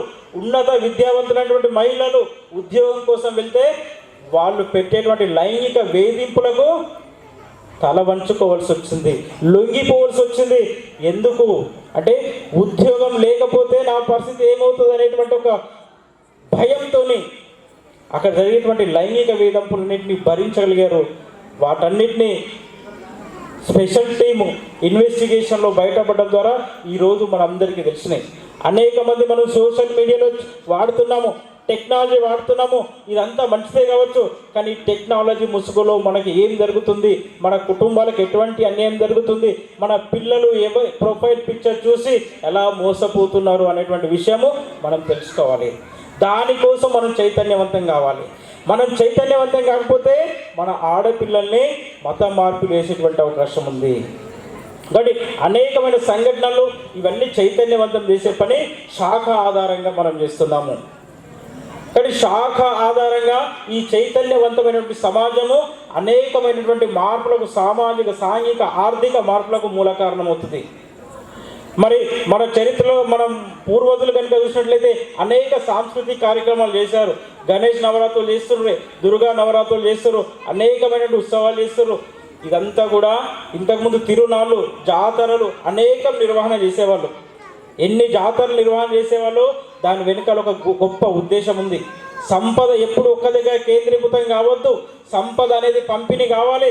సంపద అనేది అన్ని వర్గాల మధ్య, అన్ని సమాజాల మధ్య సంపద అనేది వర్గీకరణ అయితే అందరూ కూడా బతుకుతారు అనేటువంటి ఒక గొప్ప ఉద్దేశంతో తిరునాళ్ళు, జాతరలు జరిపేవాళ్ళు. ఇప్పటికి కూడా మనం గణేష్ నవరాత్రులు చేస్తున్నాము, దుర్గా నవరాత్రులు చేస్తున్నాము. అంటే మన సంపద అనేది, మన ఖర్చు అనేది 100 మందికి ఉపాధి అవుతుంది. అంత గొప్ప ఉద్దేశంతో ఒక సామ్యవాద సిద్ధాంతాన్ని ప్రవేశపెట్టాలన్న ఉద్దేశంతో ఆనాడే మన పూర్వజులు, మన ముందు వాళ్ళు ఆలోచించి అనేకమైన పద్ధతులు పెట్టారు. కానీ మనము ఇప్పుడు కొద్ది కొద్దిగా మార్పు చేసుకోవాల్సిన అవసరం ఉంది.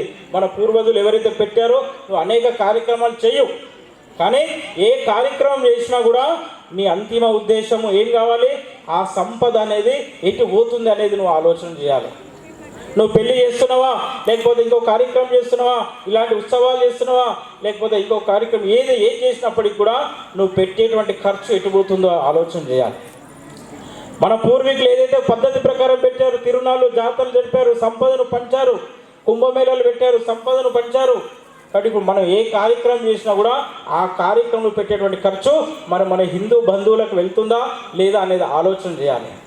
లేకపోతే ఏమవుతుంది? రాబోయే రోజుల్లో మన యొక్క సంపద అంతా కూడా విధర్మీల చేతికి వెళ్ళే అవకాశం ఉంటుంది. రేపు నువ్వు గణేష్ నవరాత్రులు చేయాలన్నా, దుర్గా నవరాత్రులు చేయాలన్నా కూడా ఎవరికి వెళ్ళి ఇడుగుతుంది? చందా. కాబట్టి నీకు చందా ఇచ్చేవాడు ఎవడు? నీవు సాంస్కృతిక కార్యక్రమాలు నిర్వహణ చేసుకోవడానికి ఉపయోగపడే వాళ్ళకి ఉపాధి కల్పించే విధంగా నువ్వు ఉండాలి. ఇటువంటి చైతన్యం రావాలి. ఇటువంటి చైతన్యం కనుక రాకపోతే ఏమవుతుంది?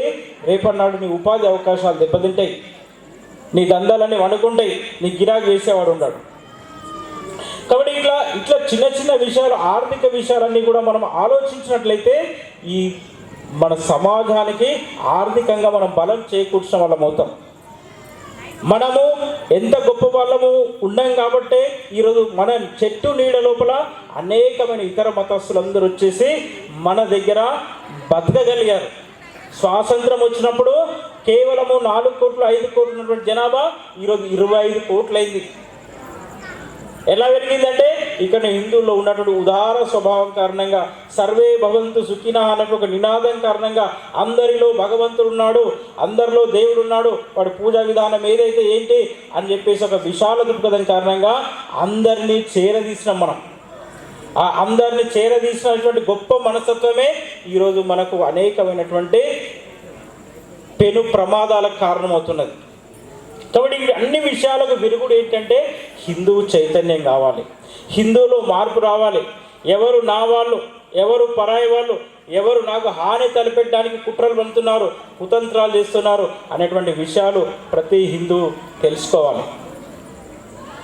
ఈరోజు అలాంటి వాళ్ళకి తెలుసుకోకపోతే అనేకమైన ప్రమాదాలు జరిగేటువంటి అవకాశం ఉంది. దేశ విభజన జరిగింది. దేశ విభజన జరిగినప్పుడు అనేకమైనటువంటి ప్రాంతాలు, ఇంకా చాలామంది అమ్మలు ఉన్నారు, వాళ్ళకి తెలియదు, చాలామంది తెలియదు. సాక్షాత్తు వేదాలు ఉద్భవించిన ప్రాంతం ఉంది, అది మనం కోల్పోయినాం. వేద మంత్రాలు, వేదాలు పుట్టినటువంటి ప్రాంతం అంతా కూడా కోల్పోయినాం. అంటే ఎక్కడైతే మన హిందూ జనాభా తగ్గిన కారణంగా మన సాంస్కృతిక విలువలు మనం కోల్పోతున్నాం. వాటన్నిటికీ విరుగుడు ఏంటంటే చైతన్యవంతమైన సమాజం కావాలి. ఆ చైతన్యవంతమైన సమాజమే రాబోయేటువంటి అనేకమైన సమస్యల్ని మనం ఎదుర్కోగలుగుతాం. దానికోసం ఒక గంట సేపు శాఖ అని పెడుతున్నాం మనం. ఆ గంట సేపు శాఖ లోపల అనేకమైనటువంటి శారీరక కార్యక్రమాలు, బౌద్ధిక కార్యక్రమాలు పెడుతున్నాం. చైతన్యం తీసుకొచ్చే పని చేస్తున్నాం. మీరు అనొచ్చు, మేము మంచిగానే ఉన్నాం కదా, మాకు ఏమైంది, గంట సేపు కలిసి మాట్లాడుకుంటే ఏమవుతుందని చెప్పేసి. ఈరోజు చూడండి, ఈరోజు ఈ రాష్ట్రం లోపల సుమారుగా 40,000 కోట్ల రూపాయలు మద్యం మీద ఆదాయం వస్తుంది. కేవలం ఆదాయమే 40,000 కోట్ల రూపాయలు వస్తుంది. మనము ఆ 40,000 కోట్ల రూపాయలు తెలంగాణ ఆవిర్భవించినప్పుడు సుమారుగా 5,000 కోట్లు ఉండేది. అది ఇప్పుడు 40,000 కోట్ల రూపాయల ఆదాయం వస్తుంది. ఈ 40,000 కోట్ల రూపాయల ఆదాయం అనేది ఎలా వస్తుంది, ఎవరు ఖర్చు పెడుతున్నారు, ఈ విచ్చలవిడి ఖర్చు వల్ల ఎవరు నష్టపోతున్నారు అనేటువంటిది ఒకటి ఆలోచన చేయాలి. ఈ విచ్చలవిడితనం వల్ల, అధికమైనటువంటి మద్యపాన సేవనం వల్ల మనం విలువైనటువంటి మానవ సంపదను కూడా కోల్పోతున్నాం. అనేక మంది మన యువకులు, అనేక మంది గొప్ప గొప్ప కార్యక్రమాల పేరుతోని, బర్త్డే అని చెప్పేసి, పెళ్లి రోజులని చెప్పేసి అనేకమైనటువంటి కార్యక్రమాల పేరుతోని విచ్చలవిడిగా మద్యపానం సేవించడం వల్ల చాలామంది మన రోడ్డు ప్రమాదాల బారిన పడి అనేక మందిని మనం కోల్పోతున్నాం. ఇదంతా కూడా చైతన్యం చేయవలసిన అవసరం ఉంది. కాబట్టి చర్చించుకుంటూ పోతే అనేకమైనటువంటి విషయాలు మన ముందు ఉన్నాయి. కాబట్టి వీటన్నిటికీ విరుగుడు ఒకటి, మన అందరం కలవాలి, కలిసి మాట్లాడుకోవాలి. మీరు అంటే మేము కలుస్తాం, మస్తు కలుస్తాము, మాకు కుల సంఘాలు ఉన్నాయి, అనేకమైనటువంటి కుల సంఘాలు ఉన్నాయి. ఈరోజు కుల సంఘాలన్నీ కలుస్తున్నాయి, చాలా గొప్ప విషయం. ఆ కుల సంఘాలు కూడా కలిసేటప్పుడు ఏం ఆలోచన చేయాలి, ఈరోజు మన కులంలో ఎంతమంది ఉన్నారు, వాళ్ళు ఎటువంటి బాధలు పడుతున్నారు, ఎవరికైనా ఆర్థిక ఇబ్బందులు ఉన్నాయా, లేదా ఎవరికైనా ఆరోగ్య సమస్యలు ఉన్నాయా, లేదంటే ఇంకేదైనా సమస్య ఉందా, మనం ఆ సమస్యల్ని ఎలా పరిష్కరించడానికి ఉపయోగపడతాము అనేటువంటి ఆలోచన చేయగలగాలి. కానీ దురదృష్టవశాత్తు ఏమవుతుంది, ఆ కేవలం ఆర్థిక విషయాలు ఇతరాతర విషయాలు చర్చించేసి అక్కడికి వెళ్ళి ముగించేస్తున్నారు.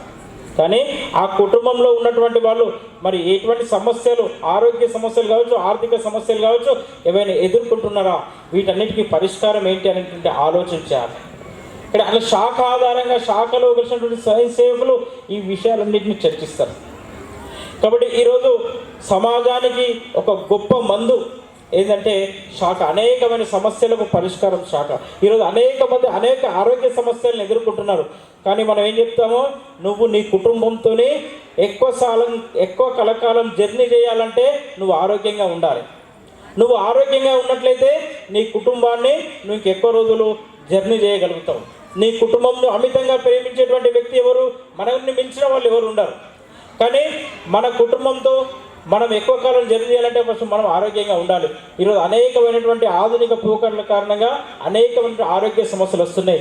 వీటన్నిటికీ పరిష్కారం ఏంది, నువ్వు రోజు పొద్దున లేచి 1 గంట సేపు వ్యాయామాలు చేయాలి, శాఖకు రావాలి. చాలామంది తల్లిదండ్రులు ఉన్నారు ఇక్కడ, చాలామంది మా బాబును లేదా మా కూతురును లేపి మేము పొద్దున ఎక్సర్సైజ్ చేయమని చెయ్యరు అని చెప్తారు. కానీ వాళ్ళ ముందర కనబడేటువంటి రోల్ మోడల్ ఎవరు? ఒక బయట ఎక్కడో సినిమాలో నటించే హీరో హీరోయిన్లు కాదు, మీరు వాళ్ళకి రోల్ మోడల్ కావాలి. మీరు వాళ్ళకి చెప్పే ముందు మనము చేసి చూపించాలి. కాబట్టి మన పిల్లలకి నువ్వు పొద్దున్న లేవాలి అని చెప్పే బదులు మనం పొద్దున్న లేచి వాళ్ళకు అనేక విషయాల్లో రోల్ మోడల్గా ఉండాలి. కాబట్టి ఈ విషయాలన్నింటినీ కూడా మనము పాటించినట్లయితే మన పిల్లలు కూడా మనల్ని ఆదర్శంగా తీసుకునేటువంటి అవకాశం ఉంటుంది. భగవద్గీతలో ఒక శ్లోకం ఉంది, యద్యదాచరతి శ్రేష్ఠ తత్ర దేవో తరో జనః సయత్ ప్రమాణం కురుతే లోకస్తదను వర్తతే. అంటే ఈ ప్రపంచంలో ఉన్నటువంటి వాళ్ళు గొప్ప గొప్ప వ్యక్తులు కావచ్చు, లేదా ఆ గ్రామంలో ఉన్నటువంటి ప్రముఖమైన వ్యక్తులు కావచ్చు, వీళ్ళు ఏ పనినైతే ఆచరిస్తారో మిగతా సమాజం అంతా కూడా వాళ్ళని అనుకరిస్తుందని చెప్పేసి సాక్షాత్తు శ్రీకృష్ణ పరమాత్మ చెప్పినటువంటి విషయము. ఎప్పుడు చెప్పాడు ఇది? 5130 సంవత్సరాల క్రితం చెప్పినటువంటి గ్రంథంలో ఉంది, భగవద్గీత గ్రంథంలో. కాబట్టి అందులో ఉన్న విషయాలు, మంచి విషయాలు మనం పాటిస్తున్నామా? ఎవరైతే గొప్ప వ్యక్తులు, ప్రముఖ వ్యక్తులు ఉన్నారో వాళ్ళు చేసేటువంటి పనుల్ని ఆచరిస్తారు.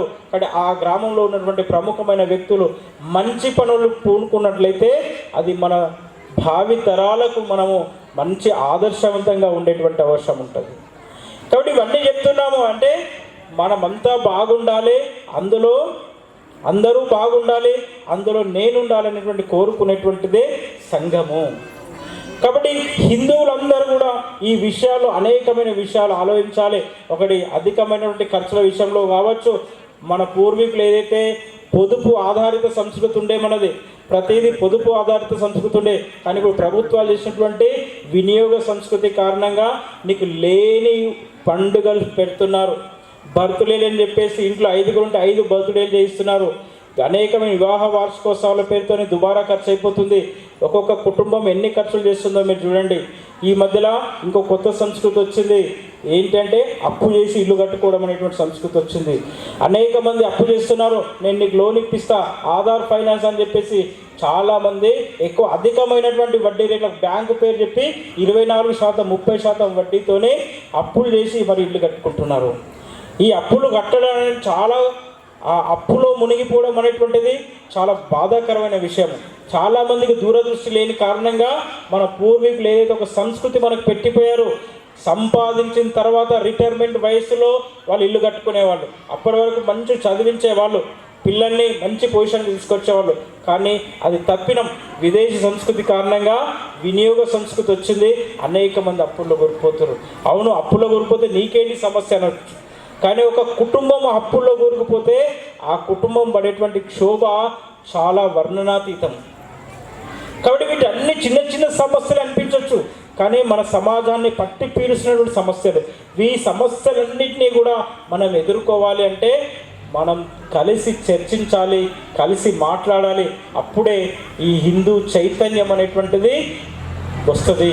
హిందూ చైతన్యం కనుక వస్తే ఈ దేశానికి, దేశంతో పాటు ఈ ప్రపంచానికి మనము మంచి వెలుతురునిచ్చేటువంటి ఒక శక్తిగా మారేటువంటి అవకాశం ఉంటుంది.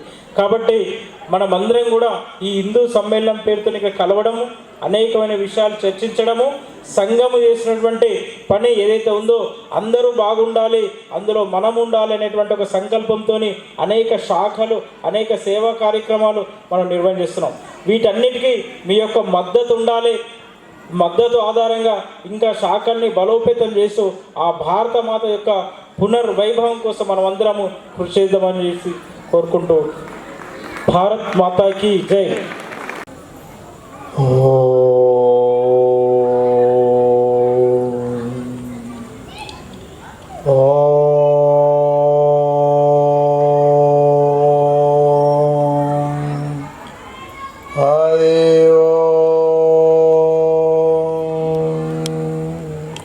వసుదేవసుతం దేవం కంసచానూరమర్దనం దేవకీ పరమానందం కృష్ణం వందే జగద్గురుం. కృష్ణం వందే జగద్గురుం. గురు బ్రహ్మ గురు విష్ణు గురుర్దేవో మహేశ్వర గురు సాక్షాత్ పరబ్రహ్మం తస్మై శ్రీ గురవే నమః.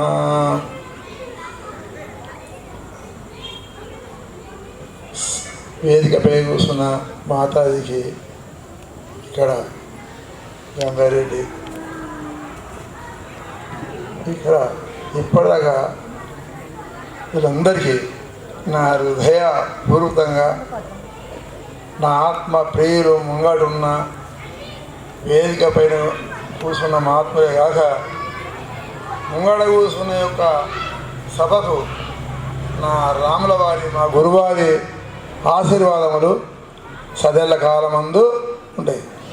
ఈ పెదాలకోట అనేది పెదాలకోట కాదు, ఇంకా పెద్దది ఉన్నది. ఇంకా పెదాలకోటు ఇప్పుడు కాదు, నేను 50 సంవత్సరాల వయసు నుంచి చూస్తున్న పెదాలకోట అంటే పెదాలకోటే. అయితే పెదాలకోటుకు అన్నపూర్ణమ్మ కొండపైన కూర్చున్నదంటే అన్నపూర్ణ పెదాలకోటు, పెదాలకోటు అన్నపూర్ణ. అయితే ఎక్కడ భారతదేశం అంతటా వైష్ణోదేవి టెంపుల్కి మేము పోయినప్పుడు మాకు అడ్డపడి ముస్లింలు మాకు అడ్డపడి మమ్మల్ని ఆపేసిండు. హిందూ ధర్మం, హిందువులం, మేము వచ్చినమే సాగు కోసం, పుట్టినమే దానికోసం, బతికి ఏం సాధించేది ఉన్నది అని ఝాన్సీబాయి బిడ్డను నడుము పట్టుకుని ఎట్లా విద్య చేసిందో అట్లా చేయగలిగినప్పుడు. అప్పుడు ఆలియాబాయి కుటుంబం అంతా ఒక రాణి అయి ఉండి కుటుంబం అందరినీ తీసేసిన, కానీ ఆలియాబాయి ఏం చేసింది? విద్య పోరాటంలో మొత్తం హిందూ ధర్మం కోసం రక్తం దారపోసిన, కానీ రక్తం నడిచి మన ఎక్కడ చూసి అక్కడ శివాలయం గుళ్ళు కట్టుకుంటా ఎవరికి భయపడకుండా స్వాగతం చేసింది. అప్పుడు మన భారతదేశం స్వాతంత్రం వచ్చినప్పుడు రాకన ముందు ఒక 10 సంవత్సరాల ముందు మన హిందువులందరినీ ఒక దగ్గర నిలబెట్టి బొడ్డే మార్పించి ఆట కట్టినటువంటి యొక్క, అప్పుడు మీకు గుర్తున్నది, అలా పేరు చెప్పిన వాళ్ళనే అమ్మాలను నా తల్లులందరినీ బొడ్డే మార్పించి ఒంటి మీద వస్త్రం లేకుండా బాధ పెట్టిండు. దాని మీద వాళ్ళకి మీరు ఏం చేస్తారంటే హిందూ ధర్మమును అనేకమైనటువంటి గుర్తు చేసుకొని మనం కాపాడుకుంటే మన దగ్గరికి ఎవ్వరు రారు. వాళ్ళ కష్టాలు పెట్టినవి మనం గుర్తు చేసుకుంటే మనము మొల్ల చేసులు కానీ, అలా చేసులు కానీ, కందరు చేసులు కానీ ఇవి మానుకోవాలి. దర్గాలకు మొక్కుడే కానీ మానుకోండి. మనకు అనేక దేవతలు ఉన్నారు. ఇంటి మైసమ్మ నుంచి పట్టుకుంటే అడవిలో పెద్దమ్మ దాకున్నది. ఇంటి పక్కపడి నరసింహ గుడి పెట్టుకుంటే శివరాయం గుడి దాకున్నది. గంగా గోదావరి దాకా మాత్రం కాశీ గయ దాకున్నది. మన హిందూ ధర్మం. మన హిందువులందరినీ మాయమాటలు చెప్పి ఏం చేస్తున్నారంటే స్కూళ్ళల్లో నువ్వు బొట్టు పెట్టుకోవద్దు, నువ్వు బొట్టు పెట్టుకుంటే మాకు తీసుకొని రావద్దని పామంది ఆరమూరులే ఆడి పిల్లల్ని నేను అమ్మగారిని బాగా తిప్పలు పెట్టిళ్ళు. అయ్యప్ప మతం వేసుకున్న మాలేసుకున్న పిల్లగాళ్ళను ఒంటి మీద బట్టలు నడిపించి పరీక్ష రాపించే ప్రయత్నం చేసిండ్రు. అప్పుడు మాకు తెలిసిన బరబరే మతం ఆరమూరికి పోయి వెంటనే మతం ఆచాడికి పోయి ఎందుకు మతం బట్టలు నడిపిస్తావు నువ్వు అని 20 మంది సాములు తోలుకొని పోయి ఆయన బాధకు దొరికేసి పరీక్ష రాపించాం. మనం భయపడితే మనం హిందువులమంటే హిందువులమే, భారతీ మాత బిడలమే. మనము ధైర్యం సవాసంతోనే ప్రతి సంఘంలో మా బిడ్డ ఎట్లా పోతున్నారు, మా కుటుంబంలో మరి ఇంత పెద్ద సంఘం ఉన్నది, ఎవరు ఏ మతానికి చేరుకుంటున్నారు, మీ కుటుంబాలలో ఎట్లా కాపాడుకుంటారో సంఘాలలో అసలుగా అది పావంతి చేసుకోవాలి. వాళ్ళు చేసుకుంటే అప్పుడు సత్తు సిత్తు ఆనందం అనేది. అప్పుడు మనము ఇంతకుముందు చెప్పింది మమ్మీ అంటే మా ఇంట్లో దయ్యాలు శవాలు అన్నట్లు. డాడీ అంటే కొడుకును డాడీ అన్నాడు, తండ్రిని డాడీ అన్నాడు. పెద్ద ఇంగ్లీష్ మతం పెట్టుకొని ఉండి ఏ చదువు చదివే కానీ మన చదువును మానకుండి, మన భాషను మాత్రం దూరం చేసుకోకుండి. అమ్మా దయచేసి ఆవు పాలు తాగిన వాళ్ళు 100 ఏళ్ళు అడుగుతారు. వాళ్ళు బయట చేసే వాళ్ళు మన ఆవు పాలు తాగక అన్ని చెడు పాలు తాగి పాకెట్ పాలు తాగి చెడే మాట్లాడుతున్నారు. మీరు 10 ఇంటి లోపల ఒక దయ్యం ఉన్నది. ఏంటిది? టీవీ దయ్యం ఉన్నది. దాన్ని మానిసి తన పిల్లల ముంగాట బిడ్డ కొడుకు ముంగాట నాయన నువ్వు పరీక్ష బాగా రాస్తున్నావా, మరి నువ్వు మంచి ఇన్ని లక్షలు చదివిస్తున్నారు, మీరు ఏం అడుగుతారు? వచ్చే బేగాడ పెట్టేసే తన పెట్టే కాలు గడగడు బూట్లు తీసేస్తాడు. అమ్మ మమ్మీ నేను పోతున్నా యాడికి 12 చెప్పులు పోతున్నా. ఎట్లున్నా అంటే మొత్తం మన చేతుల బిరాకులేని బండి ఎక్కడ పోతుందో అటు పోతుంది. మన కుటుంబాల అసలుగా విడిగా చేసుకుంటాం. మనకు మనమే గంజాయిలు పట్టుడు పిల్లలు 10వ తరగతి వాళ్ళు, డ్రక్కులు తినడు, దీనికి బాగా బాన్సన్ అయిపోతున్నారు. ఎవరి కుటుంబాలలో వాళ్ళు బాగా జాగ్రత్త చేసుకోవాలా. చదువుకుంటున్నారా, వీళ్ళు చదువుకుంటలేరా, వీళ్ళు ఎక్కడ పోతున్నారు, మరి పోతున్నామని అని వాళ్ళ మీద నిలబెట్టి వాళ్ళ కుటుంబం వాళ్ళు అలనాడు దశరథ మహారాజు 4 అనుకున్నాడు, 4 ఆరంలో పెట్టుకున్నాడు. పెట్టుకొని అందరికీ మంచి జ్ఞానం చెప్పిండు, చదువు చెప్పిండు, సాధనలు చెప్పిండు, విద్య నేర్పిండు, విలువిద్యలు నేర్పిండు. అప్పుడు తండ్రి వాగినలు ఉండి అంత పని చేసిండు. జంగ చక్రవర్తి మహారాజు బిడ్డలను 4 బిడ్డలను చేతులు పెట్టుకొని అంత చదివించేసి జ్ఞానం చెప్పి విద్య గురుని ఇంట్లో పెట్టుకొని బిడ్డలను సక్రమంగా పెంచి ఒకటే ఇంటి బిడ్డలు ఒకటే ఇంటికి ఇచ్చేసాడు. అప్పుడు దశరథ మహారాజు ఏమన్నాడు, నా 4 బిడ్డలకి ఇచ్చేస్తున్నా, నేను నీకు ఇచ్చిన నా బాధ అంతా నేను అల్గా అయిపోయాను. 2 కాళ్ళు పట్టుకొని బాగా జరిగింది. జనక చక్రవర్తి రాజు ఏమైపోయాడు, అప్పుడు యోగ అయింది. అట్లా ఏమేమంటే 10 ఇంట్ల జనక చక్రవర్తి రాజు బిడ్డలు ఎట్లా జరిగిందో సీతమ్మ తల్లి వంశాలలో అట్లా తల్లిదండ్రులు పేరేయాలంటే బిడ్డలతోనే. 3 ఇళ్ళ చుట్టాం బిడ్డకు మంచి నేర్పుండి ఒకరింటికి పోయేదాకా అమ్మా జాగ్రత్త, పోయేటప్పుడు జాగ్రత్త, రాగానే మళ్ళా జాగ్రత్త, కాలు కడుక్కో, మంచిగా చదువుకోవాలి, దేవుని మొక్కోలి. మన సంస్కారం ఏంటంటే ఒకే సంస్కారం ఏమైనది. గాని మహాత్ముడు ఆర్ఎస్ఎస్ ఏం చేసిండు, మన భారతదేశంలో పోరాటం స్వాతంత్రం తెచ్చి కొన్ని దినాలకు బయట దేశప్పుడు బ్రిటిష్ వచ్చి నాపిలో ఏడగొట్టాల బాంబుని పెడితే నాపిలో కూడా సరిపడి చూపించాడు, నాపిలో కొట్టిండు. కొట్టిన తర్వాత ఇంత పెద్ద తండ్రి మహాత్ముని చంపిన నేను వీళ్ళ బయట ఆడికాడి చచ్చిపోయాడు కొట్టుకొని. గాంధీ మహాత్ముడు రక్తపాతం నడిపించాడు మన కోసం. ఎందుకోసం నడిపించాడు? ఆర్ఎస్ఎస్ అంటే ఇప్పటిది కాదు,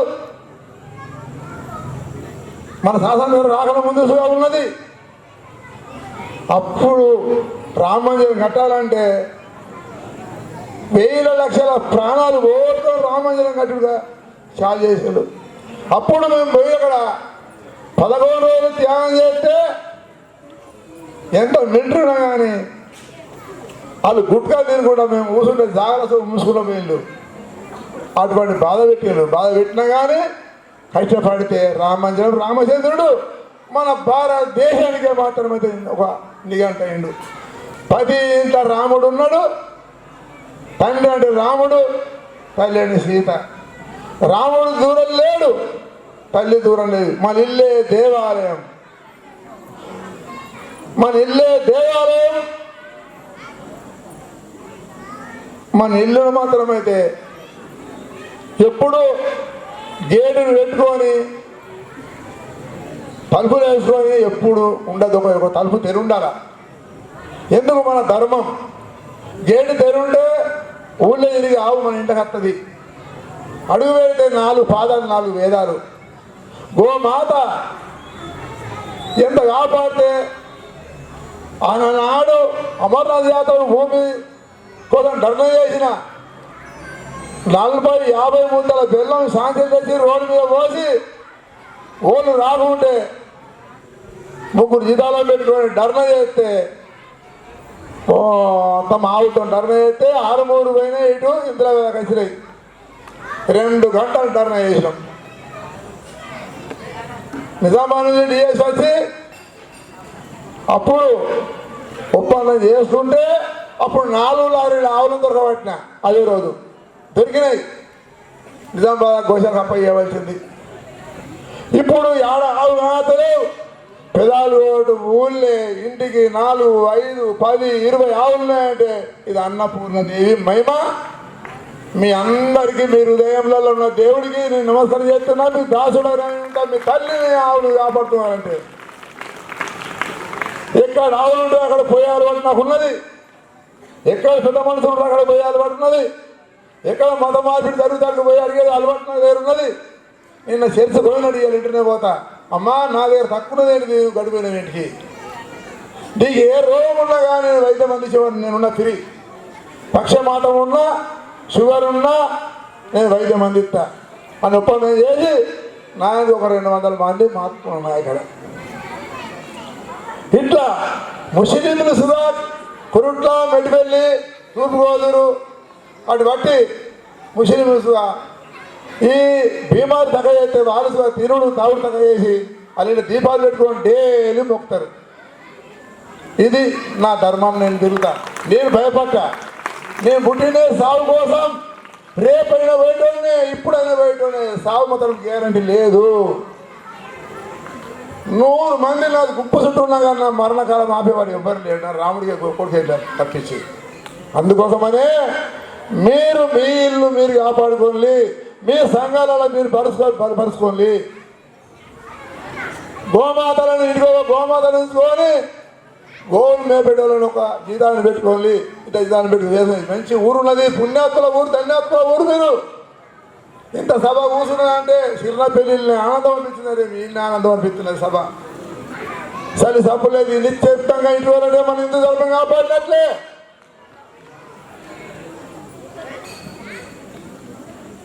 మామూలు కాదు. దేని నేను ఉండేది గుట్టలలో ఒక్కనే ఉంటా. ఎక్కడ పోయినా కానీ ముస్లిం వచ్చి 2 వచ్చి గంగల నిజామాబాద్ వచ్చిళ్ళు బగిరి పండుగ 4 వచ్చిళ్ళు ఒక్కొని ఉన్నా జీతాలు వండుకోరు. ఆవుల మంద 20 ఆవులని కొడుకోమని ఇదివరకు నా దగ్గర కుక్కలను ఇడిచేపెట్టి దొరకబడి కుక్కలతో జీడిపించిన ధరని కొడితే 4 ఒక్కని చంపిన. సాగుకు అయితే హారు అయితే మారు. దీనికోసం త్యాగం చేయాలి. కానీ మన హిందువులు వేరే వచ్చి మన పిల్లగాన్ని కొడితే ఒక్కరు ఏమైంది బిడ్డ గాడిని కొడుతున్నాడు, నేను వాడు ఎక్కడ ఓడాడు అని అడిగేటోళ్ళు లేరు.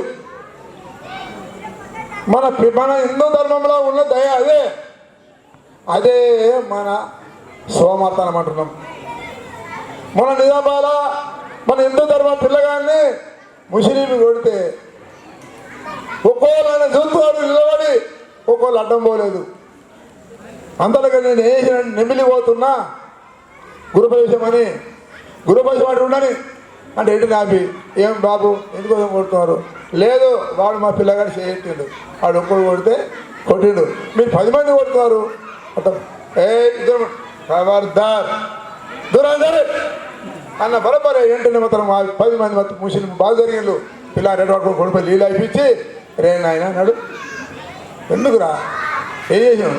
ఏం చేయలేదు, బండి తీసుకొని వస్తున్నా అండం వస్తున్నాడు, ముసలాయకు అది తగిలించిండు చేతు కొడుతున్నారు అన్నాడు. సరే మంచిది అంటే 3000 రూపాయలు ఇస్తే ఇవ్వటం లేనవాడు. రే బాబు బండి ముందు వచ్చిందే ముసలి ముందు వచ్చిండా?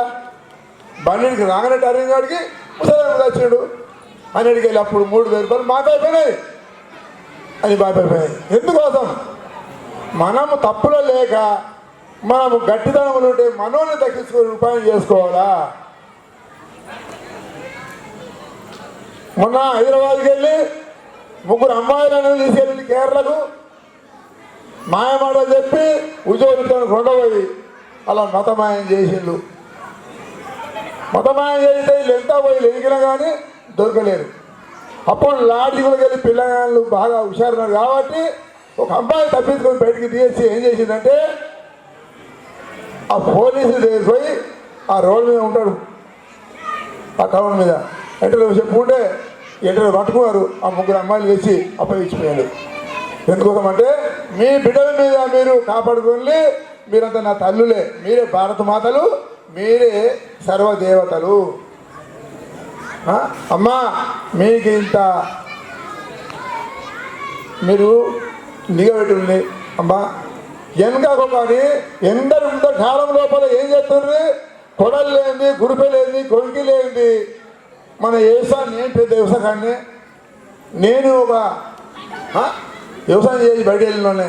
కొడలన్నా గుడిపైన చేతులు ఉండాలా, అడిలోకి పోతే వట్టి అవ్వవద్దు. మన హిందువుల దగ్గర ఉండేది ఏంటిది? తలవారు. మన దగ్గర ఉండేది గదసూలం, మన దగ్గర ఉండేది గొడ్డలి నరికేది పరిశురాముడు లెక్క, అమ్మవారి లెక్క తలవారు పట్టుకొని కొడలు లేనిది బయట వెళ్ళద్దు మన హిందూ ధర్మం మీద. మనం మీకు ఓలన్నా దొంగతనం ఒక్కోలు వాంగా ఓలన్నా పక్కపడాల్సి దాడి చేసి కానీ కొడతో నరకచ్చు. అది ధైర్యం. వట్టిగా ఊపుకుండా పొలాలు పడి లోపలి చదువుకుంటా మీరు ఫోన్ పట్టుకున్నట్టు కొడలు పట్టుకున్నమ్మా. ఫోన్ పట్టుకుంటారు పకడు మంది గట్టిగా ఫోన్ పట్టింది కానీ కుటుంబం నుంచి గట్టిగా పడతలేరు. కుటుంబం గట్టిగా పట్టుకోవాలి, ఫోన్ గట్టిగా పట్టుకున్నట్లే కుటుంబం పట్టుకోవాలి. అతేరా లేనిది బయటికి వెళ్ళదు. అతేరా పతేరా. అతేరా అంటే ఏంటిది? చేతుల. పతేరా అంటే నిలువ. పతేరా అంటే నడక. పతేరా అంటే బోడ. పతేరా అంటే ఏంటిది? మన యొక్క ఆచరణ. మన ఆచరణ ఏంటి? హిందూ ధర్మం పరిపాలన. హిందుత్వం భారతదేశం. మనం హిందువులమే. హిందువులం అంటే ప్యూర్ హిందువులం. ఔరంగజేబు వచ్చి మన హిందువులందరూ బొట్లు చేపించి భయపడి ముస్లింలను చేసిండు. దూదేకులోళ్ళు, తుర్కోళ్ళు, పకిరోళ్ళు అనేటోళ్ళు హిందువులే. వాళ్ళందరూ హిందువులను చేసిండు, భయపడి బాగు జరిపేసిండు. ఔరంగజేబు విద్య చేస్తే అమ్మవారు వరంగల్ అని చంపి గుర్రంకు కట్టి ఔరంగాబాద్ పంపించింది. వాళ్ళు కాళికాదేవి, కాళిక దుర్గ. ఇక్కడ ఉన్న అబ్బాయిలంతా కాళిక దుర్గలే, మీరుగా పెద్దమ్మ తల్లులే. ఇంటింటికి ఒకడు వస్తూ ఉండాలా. రాబోయే కాలంలో మన మీద దాడి ఎత్తడానికి ప్రయత్నం చేస్తారు. ఊర్లో గ్రామంలో అధికారస్తుడు మంచోడైతే మన ఊరంతా మంచిదే. జిల్లాకు రాజు మంచోడైతే రాజ్యం మన జిల్లా మంచిదే. మన తెలంగాణకు రాజు మంచోడైతే మన తెలంగాణ మంచిదే. ఇంతవరకు హైదరాబాద్లో పెద్దమ్మ గుళ్ళు, అంజనేయుడి గుళ్ళు, రామరాజు గుళ్ళు ఎన్నో పూలు గులగొట్టుకుంటా చేస్తే మన ఇందులు పోయి అక్కడ ఇళ్ళబడ్డ కానీ ఏమంటున్నాడు, పిల్లగొప్ప గుడి, తల్లిగొప్ప గుడి, తల్లిగొప్ప గుడి అని మొన్న దేని చెల్లగొట్టేసిండు. చెల్లగొట్టేసి అందరూ తోహ పట్టుకుని వచ్చిన మన హిందువులం మనకు మనం బలం లేక ఇప్పుడు మన జాగ్రత్తలు మనం ఉండాలా. ఇప్పుడు అమ్మ చెప్పింది, మొట్టమొదటి చెప్పింది ఉపదేశం, మీకు అందరికి ఉపదేశం ఇచ్చింది. మీ అందరి గురువు ఇక్కడ విద్యాశాల పాఠశాల గురువు, మీకు మొదటి గురువు అమ్మనే. ఆ అమ్మ ఏం చెప్పిందో అది గుర్తుపెట్టుకోండి. జగన్మాతనే ఇక్కడ భారత మాత కూర్చుని పక్కపడి ఎంతమందికి ఇక్కడ నిజామాబాద్ వచ్చి ఇక్కడ విద్య చెప్పి మీ అందరూ తీర్చిదిద్దింది, పిల్లలకు మంచి మంచి నేర్పింది. అవన్నీ అమ్మ చెప్పిన మాటలు ఆదించుకోండి. ఓం సత్ సత్, ఓం సత్ సత్, జై శ్రీరామ్. అందరూ అంటలేరు, కొందరు అంటారు ఏమైంది, జై శ్రీరామ్, జై జై శ్రీరామ్, జై భారత్ మాత, జై గోమాత, జై శ్రీరామ్. భారత్ మాతా కి, భారత్ మాతా కి జై. హిందూ విరాట్ సమ్మేళన పెద్దవాళ్ళగొట్టు ఉపమండలానికి వివిధ గ్రామాల నుండి 9 గ్రామాల నుండి వచ్చేసిన మన పెద్దవాళ్ళగొట్టు సర్పంచ్ వనిత గారికి, మరియు చిన్నవాళ్ళగొట్టు సర్పంచ్ గారికి, ఉప సర్పంచ్ గారికి, మరియు రావుట్ల సర్పంచ్ గారికి, మరియు న్యావనంద సర్పంచ్ గారికి, నర్సింగ్పల్లి సర్పంచ్ గారికి, మరియు పోత్నూరు సర్పంచ్ గారికి, సరిపల్లి తాండా సర్పంచ్ గారికి, మన పెద్దవాళ్ళగొట్టు గ్రామ బీడీసీ చైర్మన్ గారికి, మరియు వివిధ గ్రామాల నుండి వచ్చిన మన హిందూ సోదరులకు, మరియు మా అక్కలకు, అన్నలకు, అమ్మలకు అందరికీ ఇట్టి కార్యక్రమానికి వచ్చి మీ అమూల్యమైన సమయం ఇచ్చి మన అందరి ఈ హిందూ సమ్మేళన కార్యక్రమాన్ని విజయవంతం చేసినందుకు మీ అందరికీ ప్రతి ఒక్కరికి పాదాభివందనాలు తెలియజేస్తున్నాము. మరియు మన స్వామీజీ సికింద్రాపూర్ స్వామి గారు, అనంతగిరి నంద గారు, వారికి ఆరోగ్యం బాగలేకున్నా కూడా వచ్చి మన ఇట్టి కార్యక్రమానికి వారి అమూల్యమైన సమయం ఇచ్చి వారి ఆశీర్వాదం ఇవ్వడం జరిగింది. మరియు మన ఉపాధ్యాయుని, ఇక్కడ పూర్వ ఉపాధ్యాయుని గారు శ్రీ నీలవేణి మేడం గారు, మరియు మన ప్రధాన వక్త శ్రీ దాసరి గంగాధర్ గారు వచ్చి తమ అమూల్యమైన సందేశాలు ఇచ్చి మనకు మన భారతదేశ చరిత్రని, మన హిందూ ఐక్యతను మనం సంఘటితం కావాలి, మన అమ్మలు కానీ అక్కలు కానీ మన ఆడపిల్లల్ని ఎట్లా కాపాడుకోవాలా, మన ధర్మము మన సాంప్రదాయాలు ఏ విధంగా ఉండాలని వారు సవినయంగా మనందరికీ సందేశం ఇవ్వడం జరిగింది.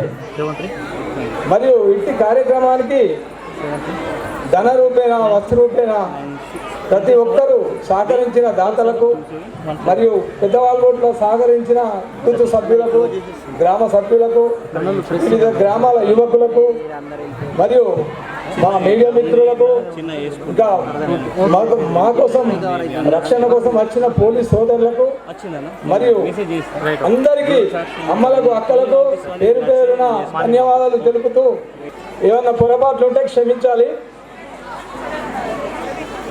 మన మీడియా సోదరులకు ధన్యవాదాలు, అందరికీ ధన్యవాదాలు తెలియజేస్తూ